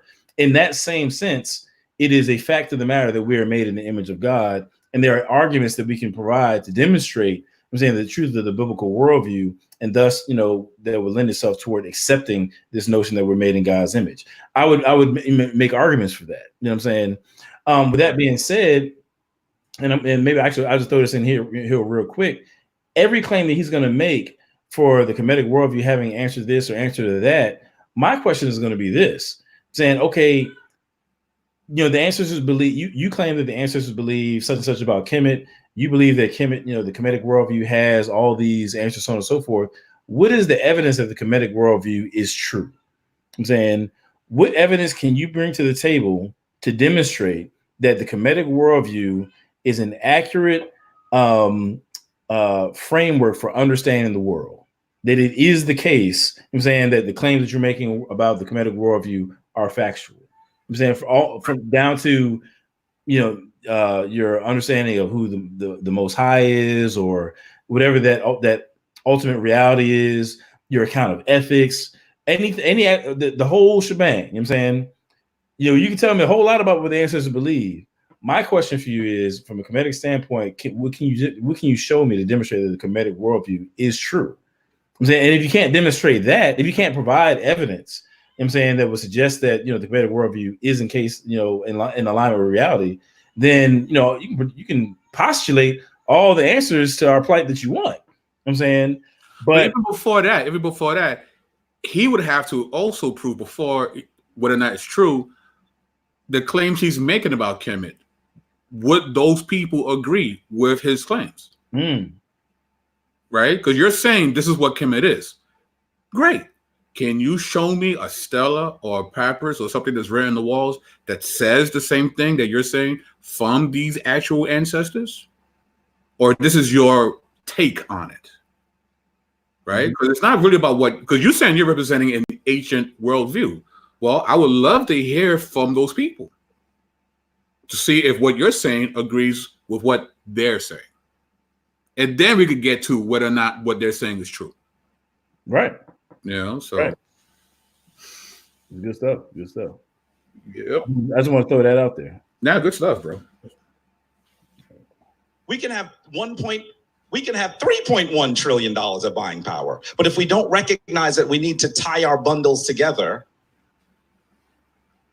that the white man's ice is not colder, well, I'll let that sink in, that the white man's ice is not colder, then what will happen is we will be able to do those things together. That's what we have to do.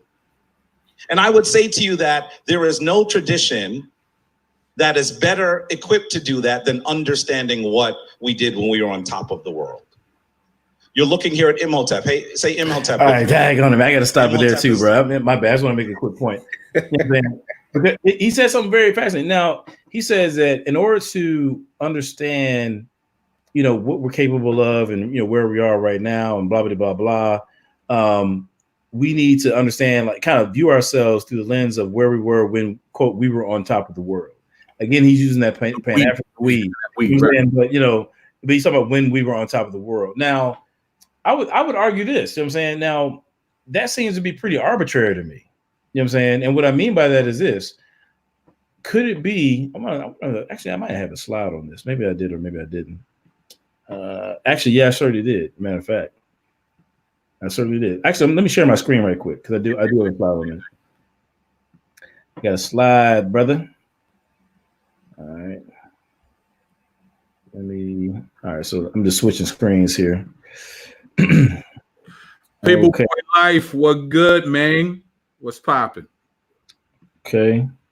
Boom. Can y'all see that? Yeah, all right. Oh, you okay, you can see it? Yeah, I can see it. Okay, cool. All right. So he's talking about value and identity. I'm saying understanding who we are, what we're capable of. I'm saying, so that's what I've got here, capabilities and achievements. I'm saying he wants to say, well, in order for us to get a better gauge of what we're able to do, then we need to look at how, our capabilities and achievements when we were on top, right? Now, I would submit that, I would argue this is kind of arbitrary. I'm saying, so let me ask this question. Is past achievement an indication of potential or the inadequacy of one's worldview to sustain progress and productivity over time?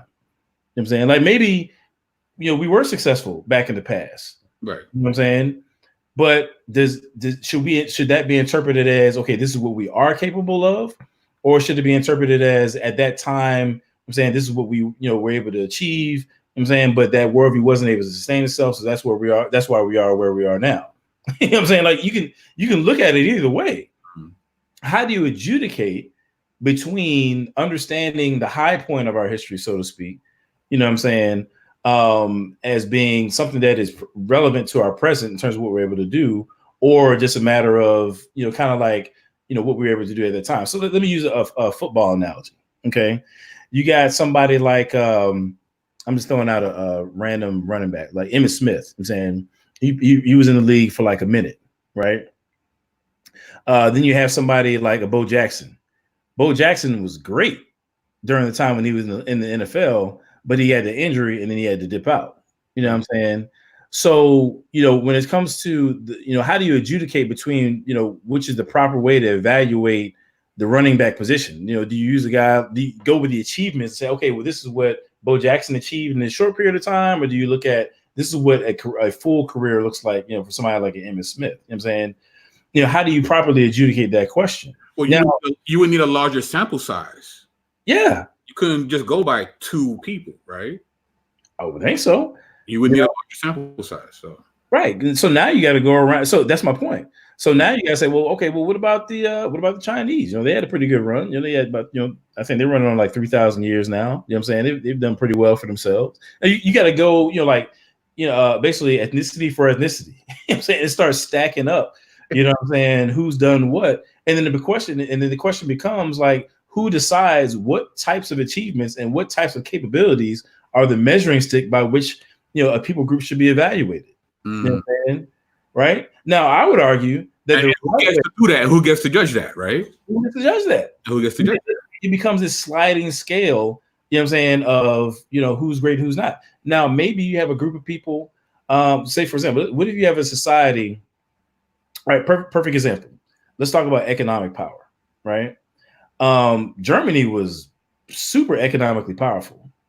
Actually, you know what? Scratch Germany. I'll bring it back. I'll bring it to America. You know what I'm saying? America was balling out during the 1800s. Right. We did pretty well for ourselves. Americans at the time did pretty well. Yeah, not us. But that's my point. That's my point. I'm saying America, as an entity, America was doing well in terms of international trade, but morally it wasn't doing so hot, because in order to achieve that, it had to, just subjugate a whole group of people, brutally so. You know what I'm saying? Now, if we're just evaluating America strictly on its economic achievements, you know what I'm saying? If that's the metric that we use, then we would say, yeah, man, it was balling. But if we're going to evaluate them on moral grounds, we were like, nah, I can't rock with it. Right. So the measuring stick that you apply, you know what I'm saying, is going to dictate how you assess or evaluate, this or that, society. Now, my whole point is I'm trying to get around to, what I'm trying to say is this notion of looking at, when we were on top in terms of prosperity and, so on and so forth, and what we're able to do in the world. I think that's just the wrong measuring stick. I think the right way to assess it is to, again, I go back to the biblical worldview. You know what I'm saying? Who are we? You know what I'm saying? We were made in the image of God. Okay. That's an objective fact. You know what I'm saying? Right. And I can provide arguments to substantiate that. You know what I'm saying? So, if it is the case, let's just put it as an if for right now. If it is the case that God exists and made us in his image, right? Then our value and our identity is grounded in an objective source, i.e. God, right?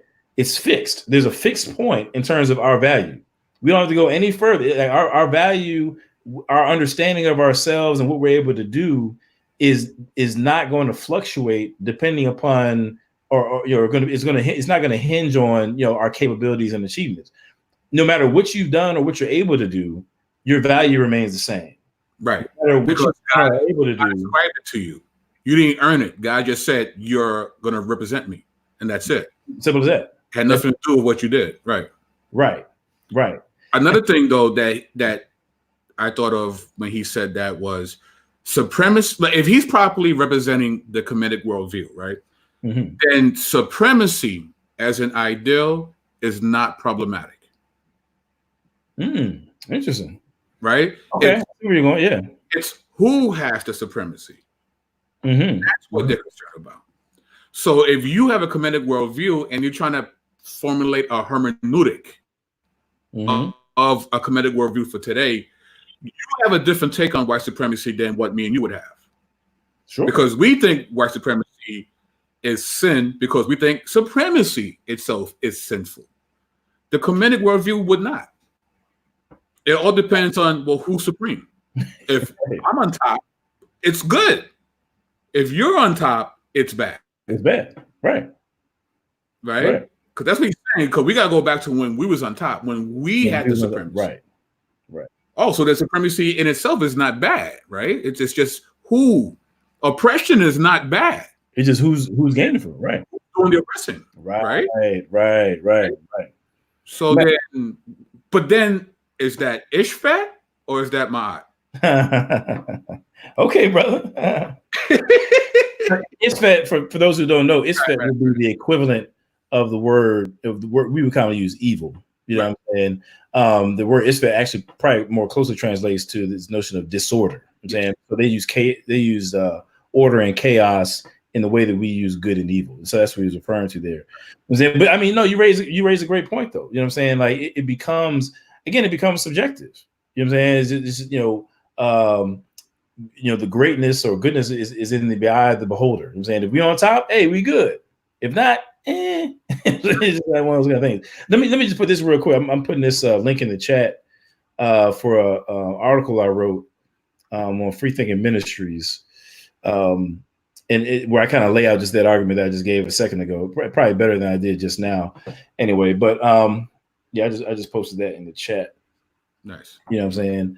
Dang, there was something else I was gonna say, but we can probably leave it for now. We'll go ahead and move forward here. Okay. All right. I gotta. You're gonna reshare your. Yeah. Reshare that. Yeah. Let me get that right quick.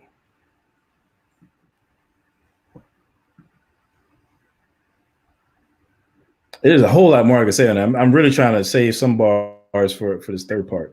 I mean, for this question and answer, because all right, I'm not even gonna spoil it. I'm just gonna leave it there for now. Don't do it. All right. All right. I'm just gonna say this one thing. Yeah, man. Yeah. As we're covering these three rounds, just know, don't sleep on the breakdowns that we do of the Q&A. Don't sleep on the breakdowns that we do on the Q&A, because there was something said, and it didn't even have to do with the question that I asked. It was another question that was asked that I'm gonna just take that and demonstrate how at least Jabari's round 1 and 3, his own worldview rips him to shreds. I'm I'm just gonna leave that there. I'm gonna push the play button. I'm just leave it there. There you go. All right. One of the world's first recorded doctors. Imhotep is one of the world's first recorded engineers. Builds the world's first building in stone. Stop it. Can't even buy a house in the neighborhoods we live in. Stop it. Stop it. Let's talk about Mr. Imhotep for a minute. All right. Let me do this. Bring it out. All right. Hold on. Yeah, that's it. Okay. Can you see my screen? Yeah. Mm-hmm. All right. This is from Religion and Ritual in Ancient Egypt by Emily Tita. I got that John on the. I got this. Oh, yeah. Okay. Traditions from long after Imhotep's death treated him as a great author of wisdom texts, and especially as a physician. No text from his lifetime mentioned these capacities, and no text mentioned his name in the first 1,200 years following his death. What did he say this guy was doing? Physician, right? Yeah. Great engineer, right? Right. They don't talk about that until 1,200 years after his death. Wow. Oh, it gets better. Wow. The best known intercessory cults, in a fitting testament to the Egyptians' reverence for the building arts, focus on two deified architects, Imhotep and Amenhotep. Imhotep was the architect of King Dosier's step pyramid complex. The code of Imhotep is best attested at Memphis and Saqqara, but only from the beginning of the New Kingdom, some 1,000 years after his death. Imhotep is most often shown as a man wearing a skull cap and long gown in the late and Ptolemaic periods. Innumerable bronze figurines were made showing Imhotep seated with a papyrus on his lap, a reference to his wisdom and literacy. Someone who wished to venerate the deity would buy a statuette, inscribe his or her name on it, and leave it in the shrine to the god. In the late period, and afterward into the Roman period, Imhotep was associated with doctors, and he was venerated as the son of Ptah. The Romans equated him with Alcepheus, their god of medicine. So yeah, he was known as a doctor when they described that? The Ptolemaic late and Ptolemaic period, the Roman period, late period and Roman period. Yep. 1,000 years after he's mentioned. I guess actually, you know what? The first references to the abilities of Imhotep occurred from the 13th dynasty onwards, some 2,200 years after his death. This Dietrich's Wildon, Egyptian saints, deification in pharaonic Egypt. Wow. So I will deposit that, should we even believe that Imhotep even existed? That's where I was about to go. You beat me to it, bro. You beat me to it. Right? Because what they will say is, well, because the Gospels were written so far away from the actual time, he couldn't possibly exist. Now, what's the earliest manuscript that talks about Jesus? Maybe 60, 70 years after the fact? Oh, well, yeah. Well, actually, we can go. Mark. I mean, that's still kind of up in the air, first century Mark. I don't know if you want to. That? No. There's a number of different ways we can go. Because first of all, we about to get into. All right, you know what? Actually, I'm gonna let you finish your point first. You know what I'm saying? Because while you were talking, I thought you was gonna. I thought you were gonna go here. But I'm gonna let you go first. You know what I'm saying? No, it's cool. I'll give you the alley. You know what I mean? This is just yeah. Go all right. So first of all, to your point. So the first documentation that we got of this dude, you know what I'm saying, is like 1,200 of Imhotep, 1,200 years after he lived. Right. Okay. Every last one. I'm talking about, even if I was a conservative, non-believing scholar, and by conservative I mean somebody who's not inclined to give a early dating. Was that a liberal scholar? A liberal scholar. You know what I'm saying? Let's go with a liberal scholar who's not inclined to give an early dating to the Gospels or the epistles.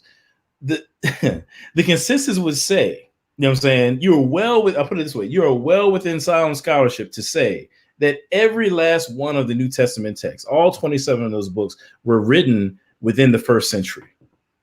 That means that at worst, you know what I'm saying, so they're going to put something like, John, for example, at the back end, maybe in your 90s. I'm saying, so if Jesus is crucified in 30 or 33, whatever, at worst, you're dealing with texts that are 70 years. Oh, yeah, Paul does predate the Gospels. You're right, MJ. Yeah, thank you. Exactly. MJ beat me to it. Paul predates the Gospel. Now I'm gonna go further than that. Okay. Because so one of the Gospels, even if you want to be nitpicky and say Paul didn't write all the epistles, I'm saying one of the epistles that is confirmed, you know what I'm saying, that scholars would agree rather, that he wrote would be 1 Corinthians. And that has the ancient creedal statement that he quotes from in that. Thank you. Yes. You're saying even liberal, even scholars like a Bart Ehrman or maybe somebody like a James D.G. Dunn, or there's other guys that we can name. You know what I'm saying? They would put that creedal statement in 1 Corinthians. I messed it up. 15, I think it is. That as well. Yeah. Say it again. Gary Habermas, he does that as well. He talks about the creedal. Yeah. Matter of fact, check out. I think he lays it out in the case for the resurrection. You know what I'm saying? So that's a team up between Gary Habermas and Mike Licona. Okay. The minimal facts argument. There you go. And they break down this creedal statement, you know what I'm saying, from Paul in 1 Corinthians, I want to say it's 15. I don't know why I'm mixing that up right now. But yeah, 1 Corinthians 15, where he's talking about how he received the gospel, so on and so forth. They're going to date that creedal passage within 5 years of the resurrection. Yep. Some would even say that it dates back to within months of the resurrection. Okay, so here's my thing, right?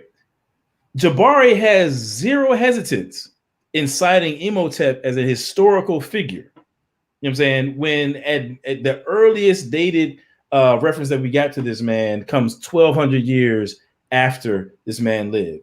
Mind you, we also have, as you just pointed out in your source, it's also the case that the Romans merged Imhotep with some of their deities. All right. Now, one of the arguments that Jabari made was, against Jesus being an actual person was this notion that he was merged from Horus, that you got these parallels, right? I didn't even think about that. Yeah, so Raptors and all that. Right? He's killing himself, bro. He's killing himself right now. He's killing himself. You just showed. I can't pronounce the name of that Roman god. Maybe you can bring it back up, perhaps. You know what I'm saying, but they take Imhotep and they merge him with this Roman god, right? So if that's going to be a check against Jesus being a historical figure, you got to do the same thing for your boy Imhotep. All right, and in the late Roman period, right? You know what I'm saying? If you have an issue with there being this syncretism, and if you believe that to be some sort of evidence against the historicity of Jesus, you have to be consistent. Keep that same energy with Imhotep, bruh. Keep that same energy. The Romans equated him with, I can't say this guy's name, Alcipius, yeah. Alcipius, their god of medicine. Right. So there we go. So who's doing it? Who's doing it? The Romans, right. So if syncretism is supposed to, he pointed out this whole thing with when Vince Bantu brought up the Jesus Horus thing, and he felt that went towards his point or something like that. If we go back to that part of the debate, check it out or breakdown or whatever. But he said, "You're doing my work for me." Okay, well, cool. You're doing our work for us, because if that is a check mark against Christianity, then this conflation, or excuse me, this syncretism between Alcipius and Imhotep also cancels out the historicity of Imhotep, who is the first dude that you're going to call out as being hallmarks of the Kemetic tradition, who we should and archaeology. We should look to for inspiration of our supremacy that we had. Right. So it's like, this is bad, bro. Let's be consistent. Let's be consistent. Fam, this is like people think I'm tripping. I'm tripping because this is like unintended bars right here. Like in none of these breakdowns did we send each other our slides or anything like that. I mean, that was the first time I saw those slides. And the same way you was going with it, I picked up on it as well. I'm saying you saw the thing with the 1,200 years after, and I'm looking at the syncretism, whatever. So basically, with just that point right there that he made in the third round, he literally killed every point that he made in the second round about this Jesus Horus thing.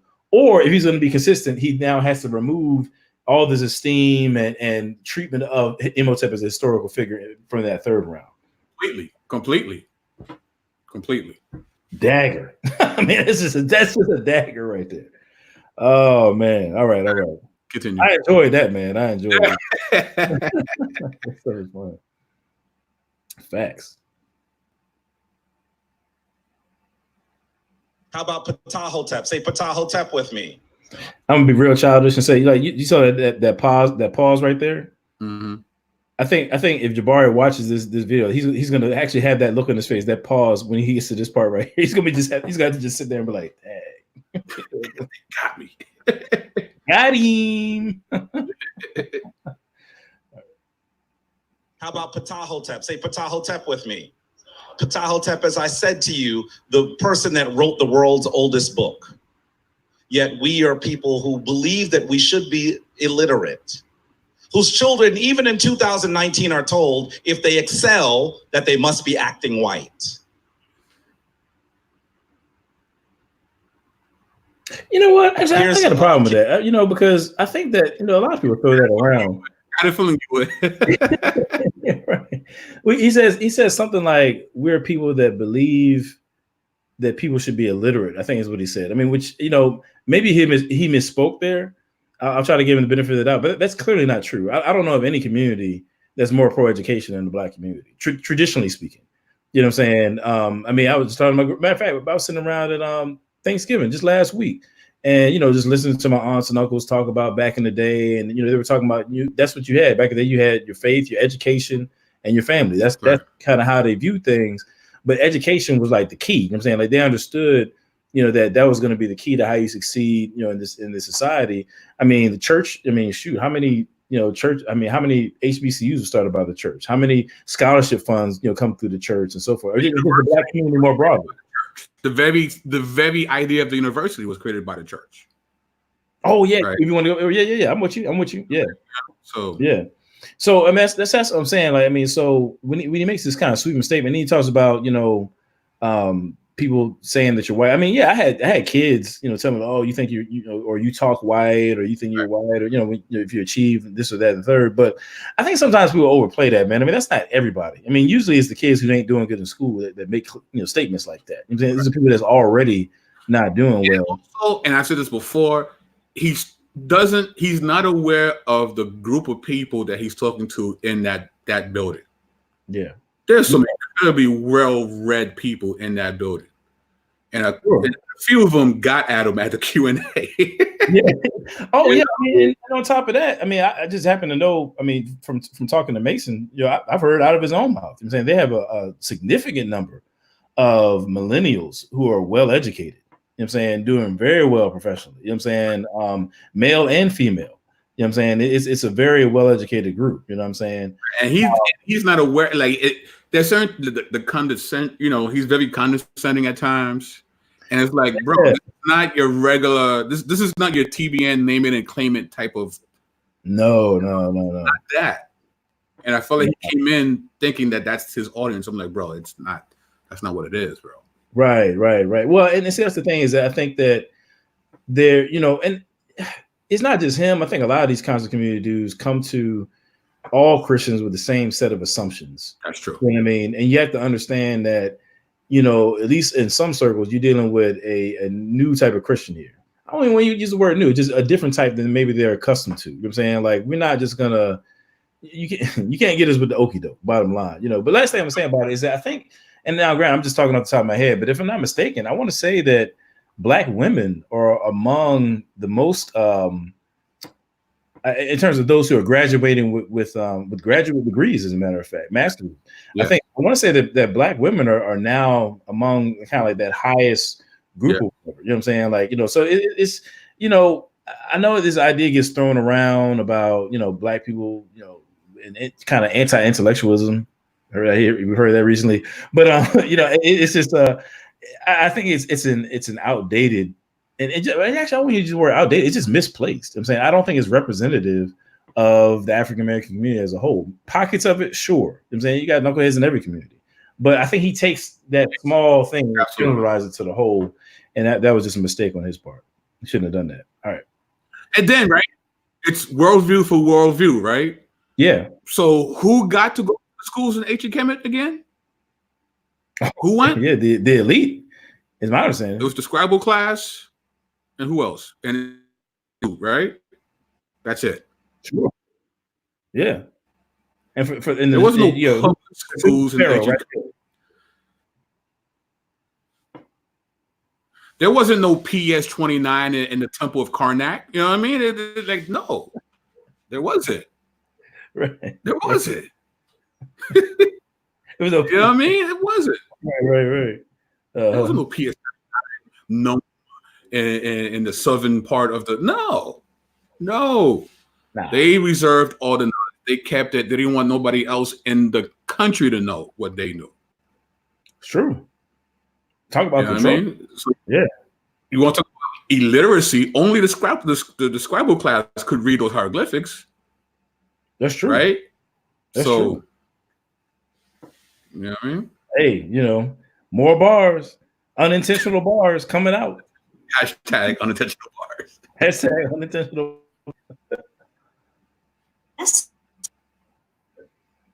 Y'all, is my screen still good? Yeah, I'm sure. Yeah.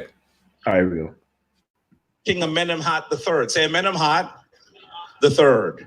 By the way, he's always depicted with very large locks. Always. We should be clear who this is.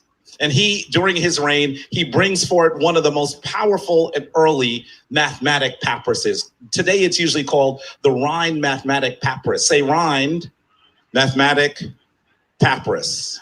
I'm not telling you that because you need to know who Rhind is. Usually these names are just given to the Europeans who purchased the thing and probably couldn't even read it. But you're going to have to do research. That's why I'm telling you this. Let me pause that right quick. I'm actually looking for a book. Trying to see if it's right over here on my shelf or not. I got a book by a guy named James Nichols. James Nichols. I'm trying to see if I can just bring it up here. I don't see it right in front of me. But anyway, I want to say his name is James Nichols. And he does like kind of this history of maths type of a thing. He's got a book on that. And he gives like a Christian perspective on mathematics, which is pretty interesting. You know what I'm saying? But one thing that he talks about is actually not just exclusive to him, but actually, shoot, I mean, I'm not trying to cite Netflix, but people want to see a history of math, they can look on Netflix. There's a whole history. I think it's pretty dope. And actually, in one of the episodes, they talk about Egypt, so I think it's pretty cool. But one thing that they cite is that in Egyptian mathematics, they didn't employ a concept of zero. It was base 60, right? Was that? Was it base 60 they use? No, that's Babylonian, maybe the base 60.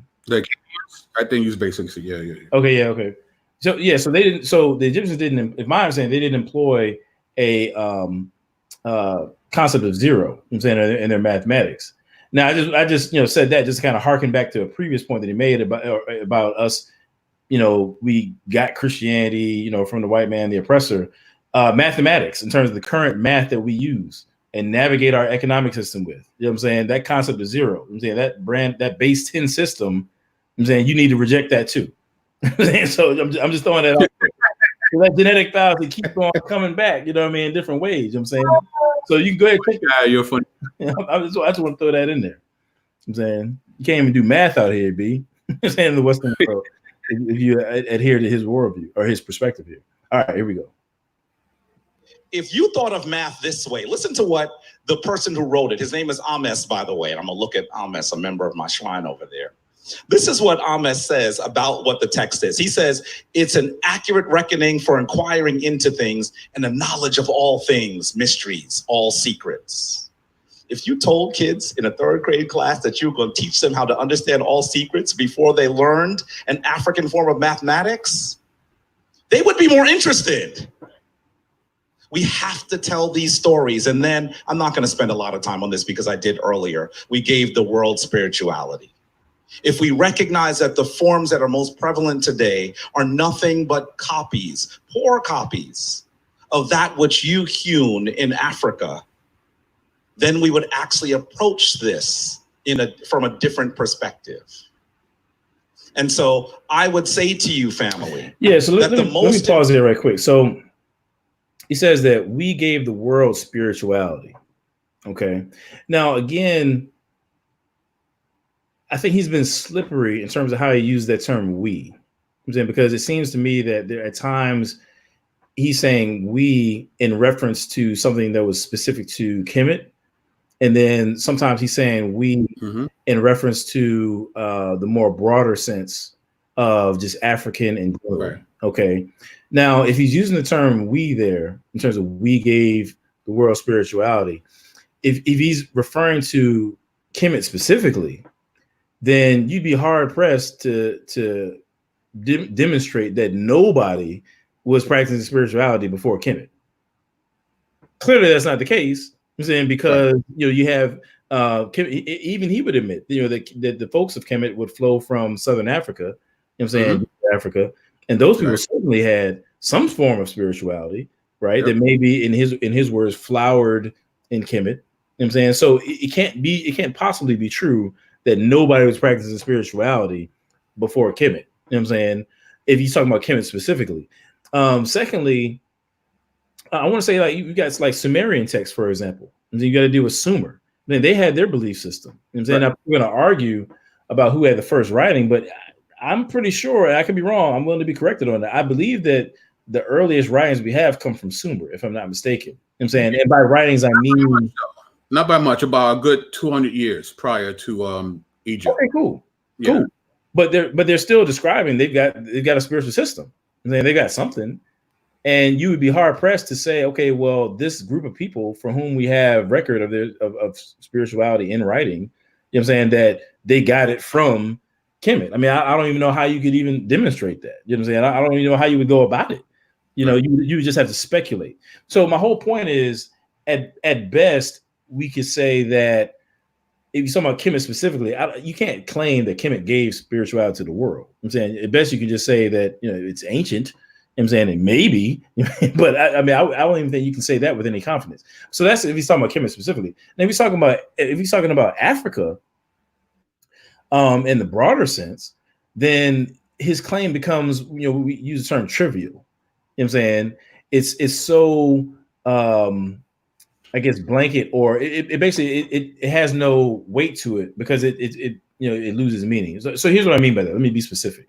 So if he's talking about Africa as a whole, well, I mean, as far as I understand, the evidence demonstrates that the earliest people, you know what I'm saying, or the earliest archaeological find of where Homo erectus was Africa. You know what I'm saying? Africans were the first folks. I mean, there's nothing controversial about that. There's nothing, you know, conscious community-ish about that. That's just, as far as I'm saying, that's the earliest finding. I'm saying is that Homo erectus was found in Africa first. Right. As far as we know. Now, if that's the case, then everybody's African. You know what I'm saying? At least in origin, right? It becomes meaningless to say, well, we gave, you know, spirituality to the world. But if Homo erectus is the beginning of us all, then everybody, regardless of where they're at now, I'm saying they trace back to, you know, somewhere in Africa. So then the claim becomes trivial. It's not really telling us very much. You know what I'm saying? And it's certainly not giving any credence to the worldview itself. I'm saying from which, you know, everybody else supposedly received, you know, spirituality. So it's just one of those things where I think that sometimes folks make claims, and by folks I mean people like Jabari, or I'm not just gonna pin it on him, but people make claims that have like maybe some emotional weight to it or rhetorical weight, right? But when you really break it down, like, you know, in terms of the content of what they're actually saying, you're actually not really saying a whole lot, or are just erroneous. You know, well, interesting, right? In the same breath that he says, "We gave you spirituality," the next breath he'll say, "But that spirituality is all mythology, so it's not really real." Yeah. So you gave us myths. You gave us fakes. Like, right. That's a good thing. You gave us some really great wives' tales. Yay. Like, how is that a good thing? Right. You know? So which one is it? Is it really spirituality, or is it just some cool stories that we can kick it by the campfire? I mean, you know, it's. I mean, right. I mean, and then on top of that, I mean, the Christian worldview can account for the fact that no matter where you go in the world, you know, the further back you go in different people's histories, you're going to find elements of different worldviews that accurately describe reality. I'm saying, so there are things about, I don't have to disagree with everybody of every worldview on everything. Right. And why? Because from one man, God made all nations, and he positioned them in different places, different times that they might grasp after him and hopefully find him. Romans 1, you have, you know, man, we're all made in God's image, you know what I'm saying? And we've got this imprint, you know what I'm saying, of that imago Dei, you know, that I talked about earlier, and we've gone astray. You know what I'm saying? Like, so, you know, and aside from that, there are certain things that are just common to the human experience. We're designed a certain way, the world is designed a certain way. And so people from different vantage points are going to be picking up on some things that are true. So that's why, you know, I don't have to disagree with everything that everybody. There are some universal truths. This does absolutely universal truths. Yeah. Absolutely. The issue is that with Christianity, you know what I'm saying, is that it takes all those universal truths, right? And in our brokenness and our sinfulness, you know, we have this inability to apprehend the fullness of those truths. So God provides special revelation through his word, and ultimately through Jesus Christ, who reveals God to the world, I'm saying, in himself, and then gives access to the Most High through himself. You know what I'm saying? That's what we're talking about. In real time. History. Not long ago in a galaxy far, far away. Like, this actually happened. This revelation happened within human history. Right? So. And actually, for people who you know, I actually have a video on my YouTube page, you know, where I go into the historical evidence for the resurrection. Like, we're not just blowing smoke. Like, I mean, you know, whether you're a Christian or not, I'm saying, watching this, like there are points of data, historical data, I'm saying, revolving around the resurrection that by which someone could rationally infer that Jesus in real time rose from the grave. Right. This is not just spooky. Circumstantial evidence. There's circumstantial evidence, yes. Right. Man, we balling tonight, man. This is good. All right, cool. Whew. The important thing that we can do is actually to understand who we are. Maybe you thought I was going to give you a long treatise on how we're going to build Black economics. We have Black economics. Maybe you thought I was going to tell you about how you were going to save Black relationships. Well, in actuality, we have plenty of Black relationships, but we need to have proper models for how they should occur. And if we had proper models for how they should occur, we would actually save them. And I want you to understand that the other traditions have problems with women. They have problems with women. If that is what you're doing and saying, how can you actually decide how to have a wonderfully balanced relationship? A relationship based on what we would call ma'at. This queen here is my equal. She's my equal. If you follow an ancient guide for how relationships should occur, the issues we have with the relationships, the issues we have with abortion, this brother mentioned, would literally vanish. The problem is that our families have been rendered asunder. They were destroyed by a cruel process, by a cruel subjugator. And that subjugator actually has to recognize that when we understand who we are, there's no way they can step and stand in our way. I'm with you. All right. But according to his worldview, subjugation in itself isn't problematic. You're upset with who got subjugated. Right. But you're not mad at subjugation itself, right? So just who took the L. Right. That's all you care about, right? Right. Well, actually, I was going to pause there anyway, because he said something interesting. He said that the most important thing we can do is to understand who we are. And that just so perfectly captures what's so wrong with, these worldviews that we deal with all the time. It's so man-centered, it's not even funny. You know what I'm saying? No, it's not the case that the most important thing we can do is understand who we are. I'm saying, if God exists, and I can give arguments, as to why I think that he does, why I affirm that he does, rather, then the most important thing we can do is to get to know him. And in doing so, he can guide us in who we are and how he created us to be, you know what I'm saying? And then we can function, more effectively in his world, in the world that God created. You know what I'm saying? That's the whole point, man. Like these cats, they keep going back to, it's all about the I. The most important thing we can do is know who we are. Really? But even with that, right? It's only the good things about me. That's what I need to focus on. What about the bad things? What about your flaws? What about your weaknesses? You know what I mean? Let's talk about that for a second. Let's talk about that for a second. You don't address that? Right. Because that's what they mean when they say you need to know who you are. They're talking about what makes you great. Right. The things that you perceive to be great. But what about the things that aren't that great about you? The inconsistencies, the flaws in your character. Is that part of knowing who you are? I don't think that's what they mean when they say that. The whole not yourself thing. No, I mean, and the question is, in terms of who we are, we're a mixed bag, ain't we? You know what I'm saying? It's a whole lot of I'm a wretch. I'm a wretch. I need help. I'm a wretch. The heart of it is desperately weak. Let's make it more concrete. I don't even want to be abstract. When it comes to the Kemetic tradition, who we are, right? If that's who we are, right? The Kemetic tradition produced a series of myths that describe the contentions between Seth and Horus. Oh boy, this guy. Really? I mean that's who we are, though, right? But now, in the contentions of Seth and Horus, it describes occasions where Seth is trying to rape or rapes Horus, where Horus concedes to sexual activities with Seth. You know what I'm saying? And to bargain, you mean, and things of that nature. I'm saying where I want to say it was where Seth places like semen. He poisons Horus with semen. Yeah. Right. That's who we are. We were talking about Kemet. That's who we are, right? We are the people that produce that tradition. Those are our deities who engage in that kind of behavior. Or the counting of severed penises that's on the walls. That's also who they are. That's who they are, right? That's who they are. I didn't know we were going to this far. Or in one creation myth where the deity masturbates, I'm saying, to create the universe. Right.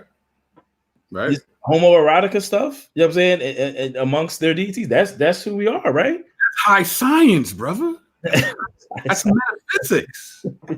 I know you, man. I know you're mimicking right there. I'm gonna leave his name out of it for now. You said, but that's what I'm saying. Like, man, fam, like I said it earlier. All cultures, all people groups have skeletons in the closet. We not dope like that, bro. Like, let me rephrase that. We're dope in terms of who God made us to be. Right. And we are dope in the sense that we are made in God's image. And there's more than enough in that to build one's esteem on, to be made in God's image. That's it. If that don't, you know what I'm saying, secure you, then I don't know what will. You know what I'm saying? But when it comes to of our own devices, I mean, just look at our own personal lives, man. We not flawless, man. We all got stuff. We all got right? Because if you are the Immortal Day, right, you did nothing to achieve that. So you can't pat yourself on the back by being an imager of God because you did nothing to earn that. Right. So in a man's mind, that there's no value because I gotta prove that I'm special. Right. It's not enough that the specialness has been given to me. I gotta prove it to everybody. Right? Exactly. And actually, I was going to stop and deal with the men and women being equal. I had some slides on that, but I think that comes up in the Q&A. So I'm going to leave that for there.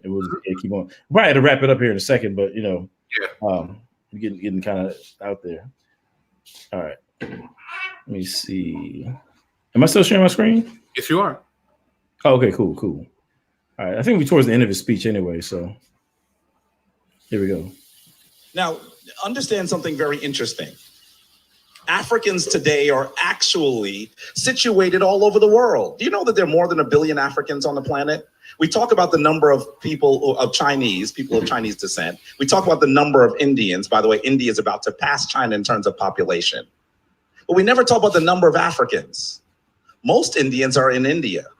Most Chinese are in China. Africans are all over the world. You can see that as a problem.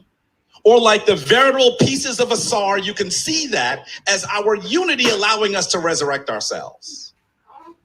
I'm not saying you got to move to Ghana, but be powerful and work with those Ghanaians in New York. That's what they need you to do, by the way. They don't need you taking up space and where we gonna sleep. That's not what they need. They need for us to strategize around the world. We are situated in key places around the world. If we had knowledge of who we were, there would be no problem that would actually befall us. And so this is what we must do. We have to have a corrective understanding of what it is to be African. There's no problem that is more present to people of African descent. There is no problem that has been more difficult for people of African descent. I know I have not had the opportunity to see the psychologist after my enslavement. Have you? Did they send them into the plantation and say, look, we know it's been really rough. We want to talk to you about how you feel and what you think about it. That didn't happen. We just been going along, continuing to live broken lives. Now, some of us have actually gotten it together. That's wonderful because Africans are people that cannot be held down. But in 2019, we have to go further. I'm going to say to you, family, that I was raised a Christian in a black church. It was Roman Catholic, but it was black. There wasn't nobody else there. And when I go back to see my family who attends, those people still love me. Those people still are able to talk to me about the story of morality and how to move forward as a man. But I am going to say to you, as long as they are ensconced in that tradition, they won't find guides that will help them understand how we have to move together as a community.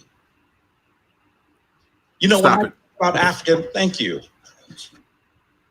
All right. So he says he was raised in the Catholic Church, right? All right. And in that church, what did they teach him? The story of morality and how to move as a man, right? Yeah, and he said they can still talk to him about it. Yeah. But then he says, but for us to move forward, they need guides for morality. Well, I'm like, but you just said they were your guides. Right. Right. He said he said they won't find guides for however to move forward. But like you said, he just said that they've got these, they can still talk about, these they showed him the story of morality. And apparently they still love him. He just said. Right. So I don't know. Like that, I find that weird. Yeah, it's a little weird. That's a little weird. But anyway, continue. Oh shoot, I'm pushing the wrong button. I'm on the wrong screen rather. Yeah. Won't. And that's why it's of critical importance for us to go back and fetch it. Go back and understand who we are and where we've been. At the top of the world. If I had more time, I'd talk to you about how Kemetic spirituality in many ways is just African spirituality. It didn't originate in Kemet. It came to its flower in Kemet, but these are African traditions that we can actually prove were in existence for over 40,000 years. We were doing these amazing things before we have record of other people.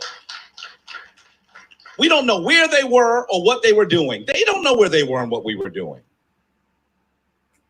We gave these things to the world. Well, you know what? I just thought about something. He just said, we don't know where they were or what they were doing. Okay, so if you don't know where they were or what they were doing, how do you make the claim that you gave them spirituality? Is it as if they weren't doing it already? Maybe they was already doing what you was doing.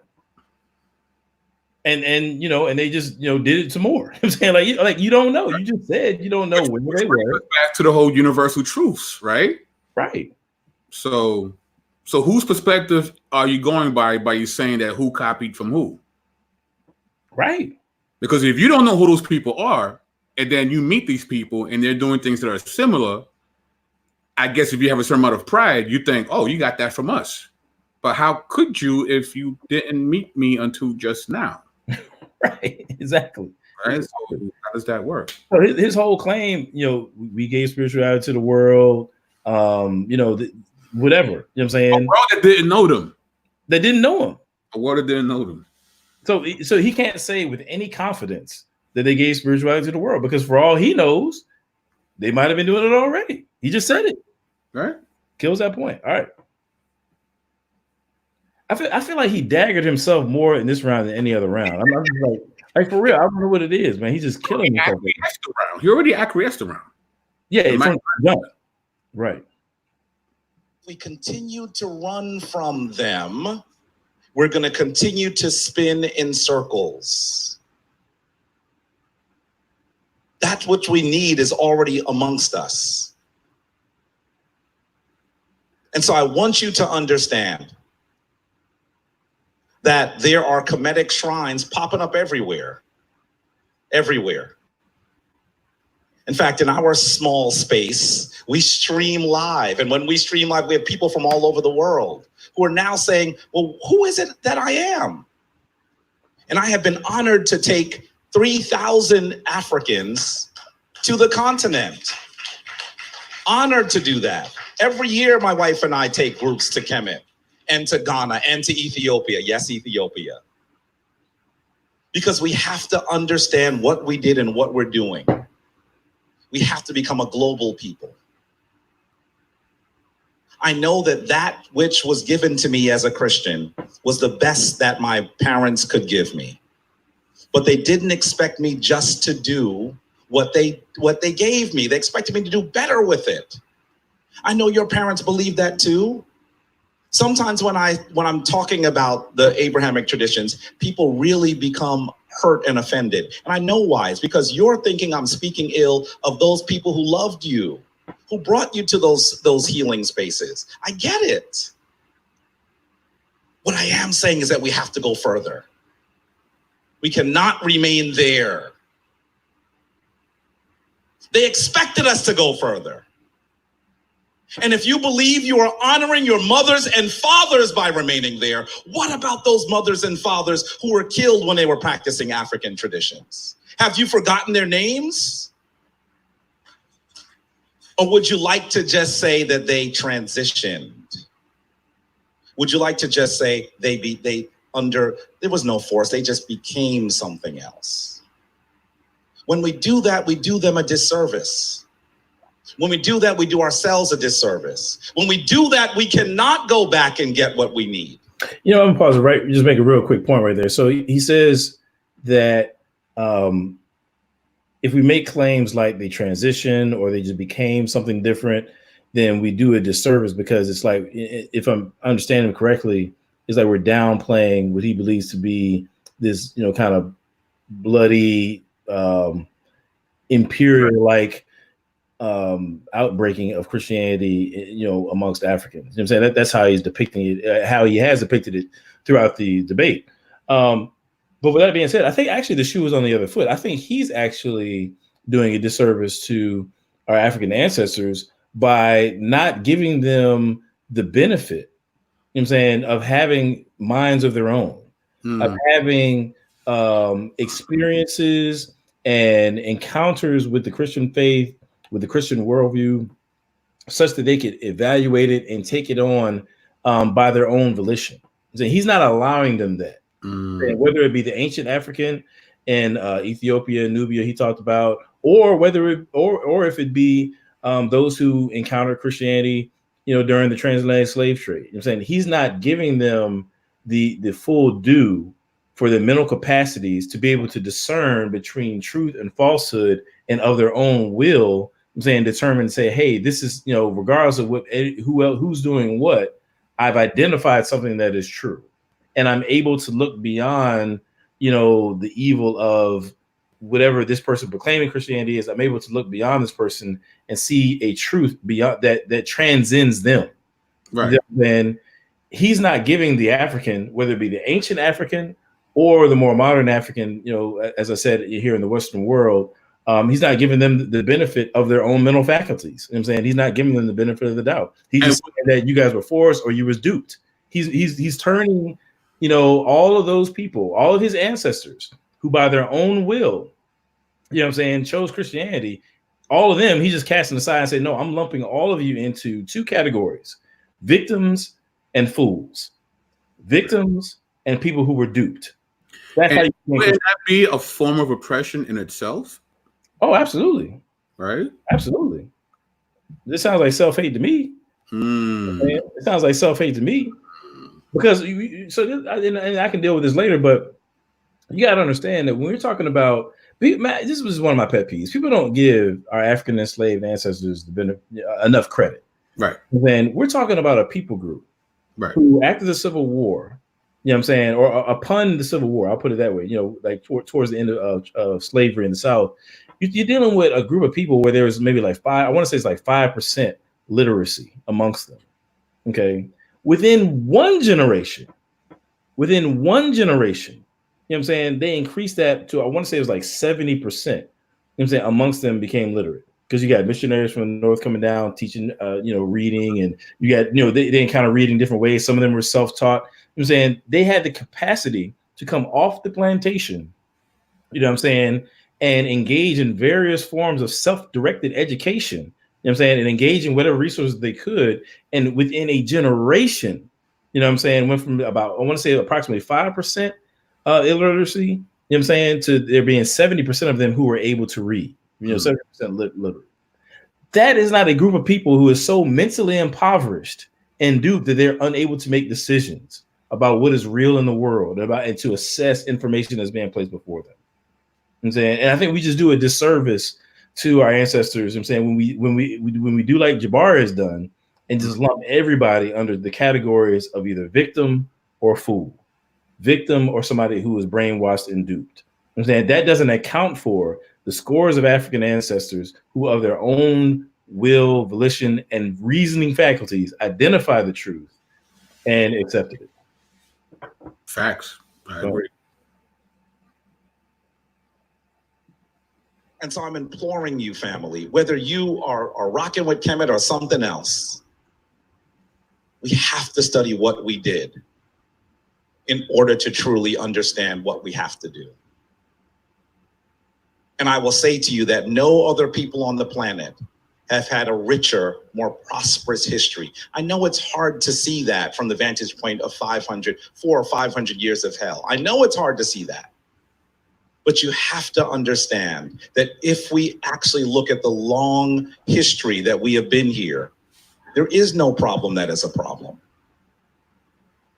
The very story of Astasar and Heru is a story about a broken family, about a woman raising a boy to a man without a man in the home. I know that that's not something we experience here, right? That's not happening in Philly, is it? These stories will be guides. And so please follow them and we will be strong again. Dua.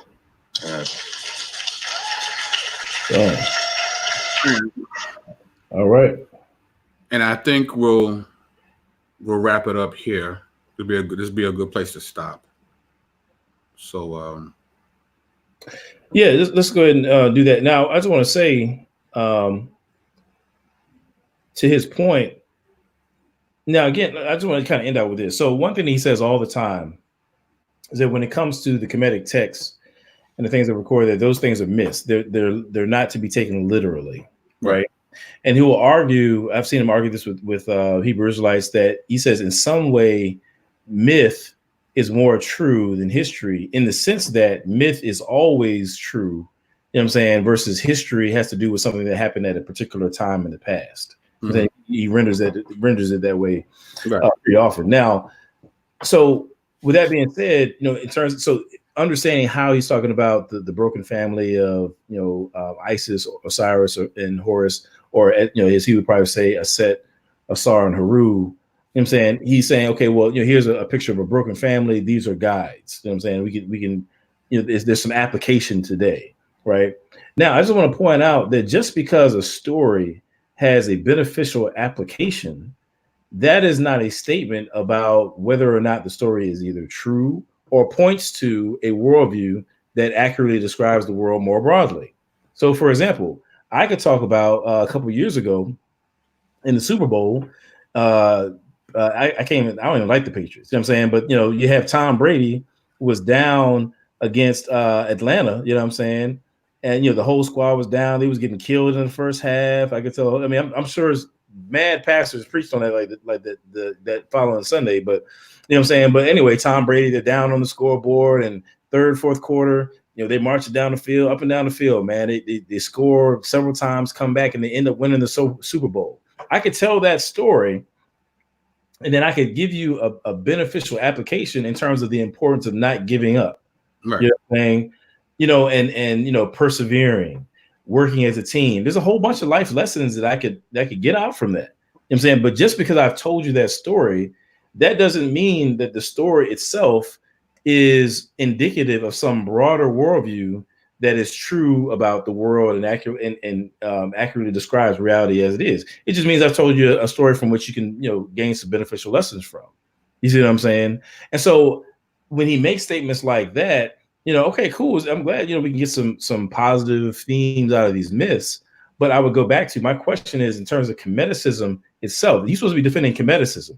Who has the answers, Kemet or Christianity? Right. You need more than stories. You're going to need more than a series of stories that illustrate a positive point or meaning. You know what I'm saying? My question would be is, unless you can demonstrate that Kemeticism is true, right? Unless you can provide evidence that Kemeticism is true to back up the metaphysical aspects of it, the worldview as a whole, the moral scheme, and that this or that proves it. You know what I'm saying? Then again, you just got a bunch of stories that are maybe they're pretty cool to read, but you haven't done anything to demonstrate the veracity of your worldview, as opposed to the Christian worldview, where we can give you the ontological argument, we can give you the contingency argument, the argument for morality, we can give you the historical evidence for the resurrection, we can give you the argument for mathematics in terms of how abstract objects like numbers and sets apply to the real world in an uncanny way that can be accounted for by a metaphysical cause that has a mind and can volitionally, bring that about. We can go into all that. We can go into all that. And like I said, and with the resurrection, bring you right smack dab to the central claim of Christianity, by which you tie all those other arguments together, you know what I'm saying, and say, boom, Christianity is true. Can you do that, Kemet? Right. But even if you, let's go with both Christianity and Kemet, it's just a matter of a collection of stories, right? What has your stories created, as opposed to our quote unquote stories? Because I just did a whole litany of what institutions were created by Christian stories. Right. What benefit has the world received from applications of the contentions of Horus and Seth? If we're just going by story, they said everybody we're fictional, you're fictional. Fine. Whose fiction helped? Whose fiction really helped? Or we could take it a different direction. So your stories, upon your stories, the ancient Egyptians built an empire. Okay. Well, let's say Christianity, if Christianity is false, then upon our stories, Europeans built an empire. Okay, so we got two empires now. So my question is, so aren't we on equal footing then? I'm saying, how is your worldview any better than Christianity? If both of them it's all about stories and myths and universal lessons. Okay, cool. We got two different empires here. All right. Now what? It's just a matter of what stories you want to choose. So again, you haven't advanced the cause of Kemeticism by reducing both worldviews or either of them down to just myths and then leaving it at that. If you haven't produced any evidence and you're just going to go the mythical route, all right, cool. Well, at very least, we can say, all right, you and the white oppressors are on equal footing. Both of y'all built empires that took advantage of other groups, took their land, or imposed themselves in some way that other groups did not desire them to. Both empires did that. All right, now what? Facts. So, Facts. Yeah, man. Well, listen, man. It's 1:30 a.m. Yes, it is. Eastern Standard Time. Yeah. When can we? Well, next time we'll be on your channel, and what I guess we could talk about exactly. I mean, we gotta. I guess we'll deal with Bantu's round on your channel. Is that what you'd like to do? Yeah, we're gonna work. Yeah, we can work our way through Bantu's round, and then I guess after that we'll do another. I guess it'll end up being our final segment. Will be after that, which would be Q&A. Q&A. Mm-hmm. Sounds good. When do you think we can do that? I'm thinking. What's today? Wednesday. Because Friday is my wedding anniversary, so I will not be on this. So Friday is a go. Yeah, funny guy. Yeah, like we can do Monday or Tuesday. I mean, right. Because Thursday bad too, right? So next week I'm off. Next week I'm off. I'm on vacation for the whole week, so it's whatever. Oh, okay, cool. Yeah, well, let me confirm with the wife as to what evening will be best. But I'm thinking it'll probably be Monday or Tuesday. But it won't be a long turnaround. You know what I'm saying? We can get back at it. Sounds good. So you hear that, people? So next time you'll see us, we'll be on True ID sometime next week with the deep dive into Bantu's round. Right? So you get the last word, Mr. Coleman. Yeah, man. Just once again, man, enjoying it. Appreciate you being on your channel. For folks who may not be familiar with me, check me out at here on YouTube at True ID Apologetics. That's TRUID Apologetics. Check me out at trueidapologetics.com. trueidpodcast.com. Facebook, Twitter, Instagram, the whole nine. Love y'all, man. You know what I'm saying? And definitely been enjoying this, man. It's like I don't know what it is, man. Like actually, a lot of this stuff that we talked about tonight was unexpected, man. It just I don't know why.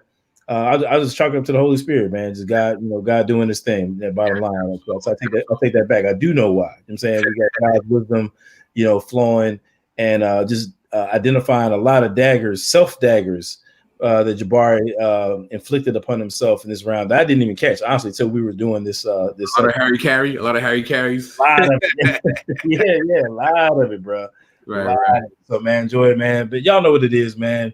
At the end of the day, love God, love people, and take care of the things that God blesses you with, man. Yes, sir. And this has been the BK Apologist. We will catch you on the flip side. Peace.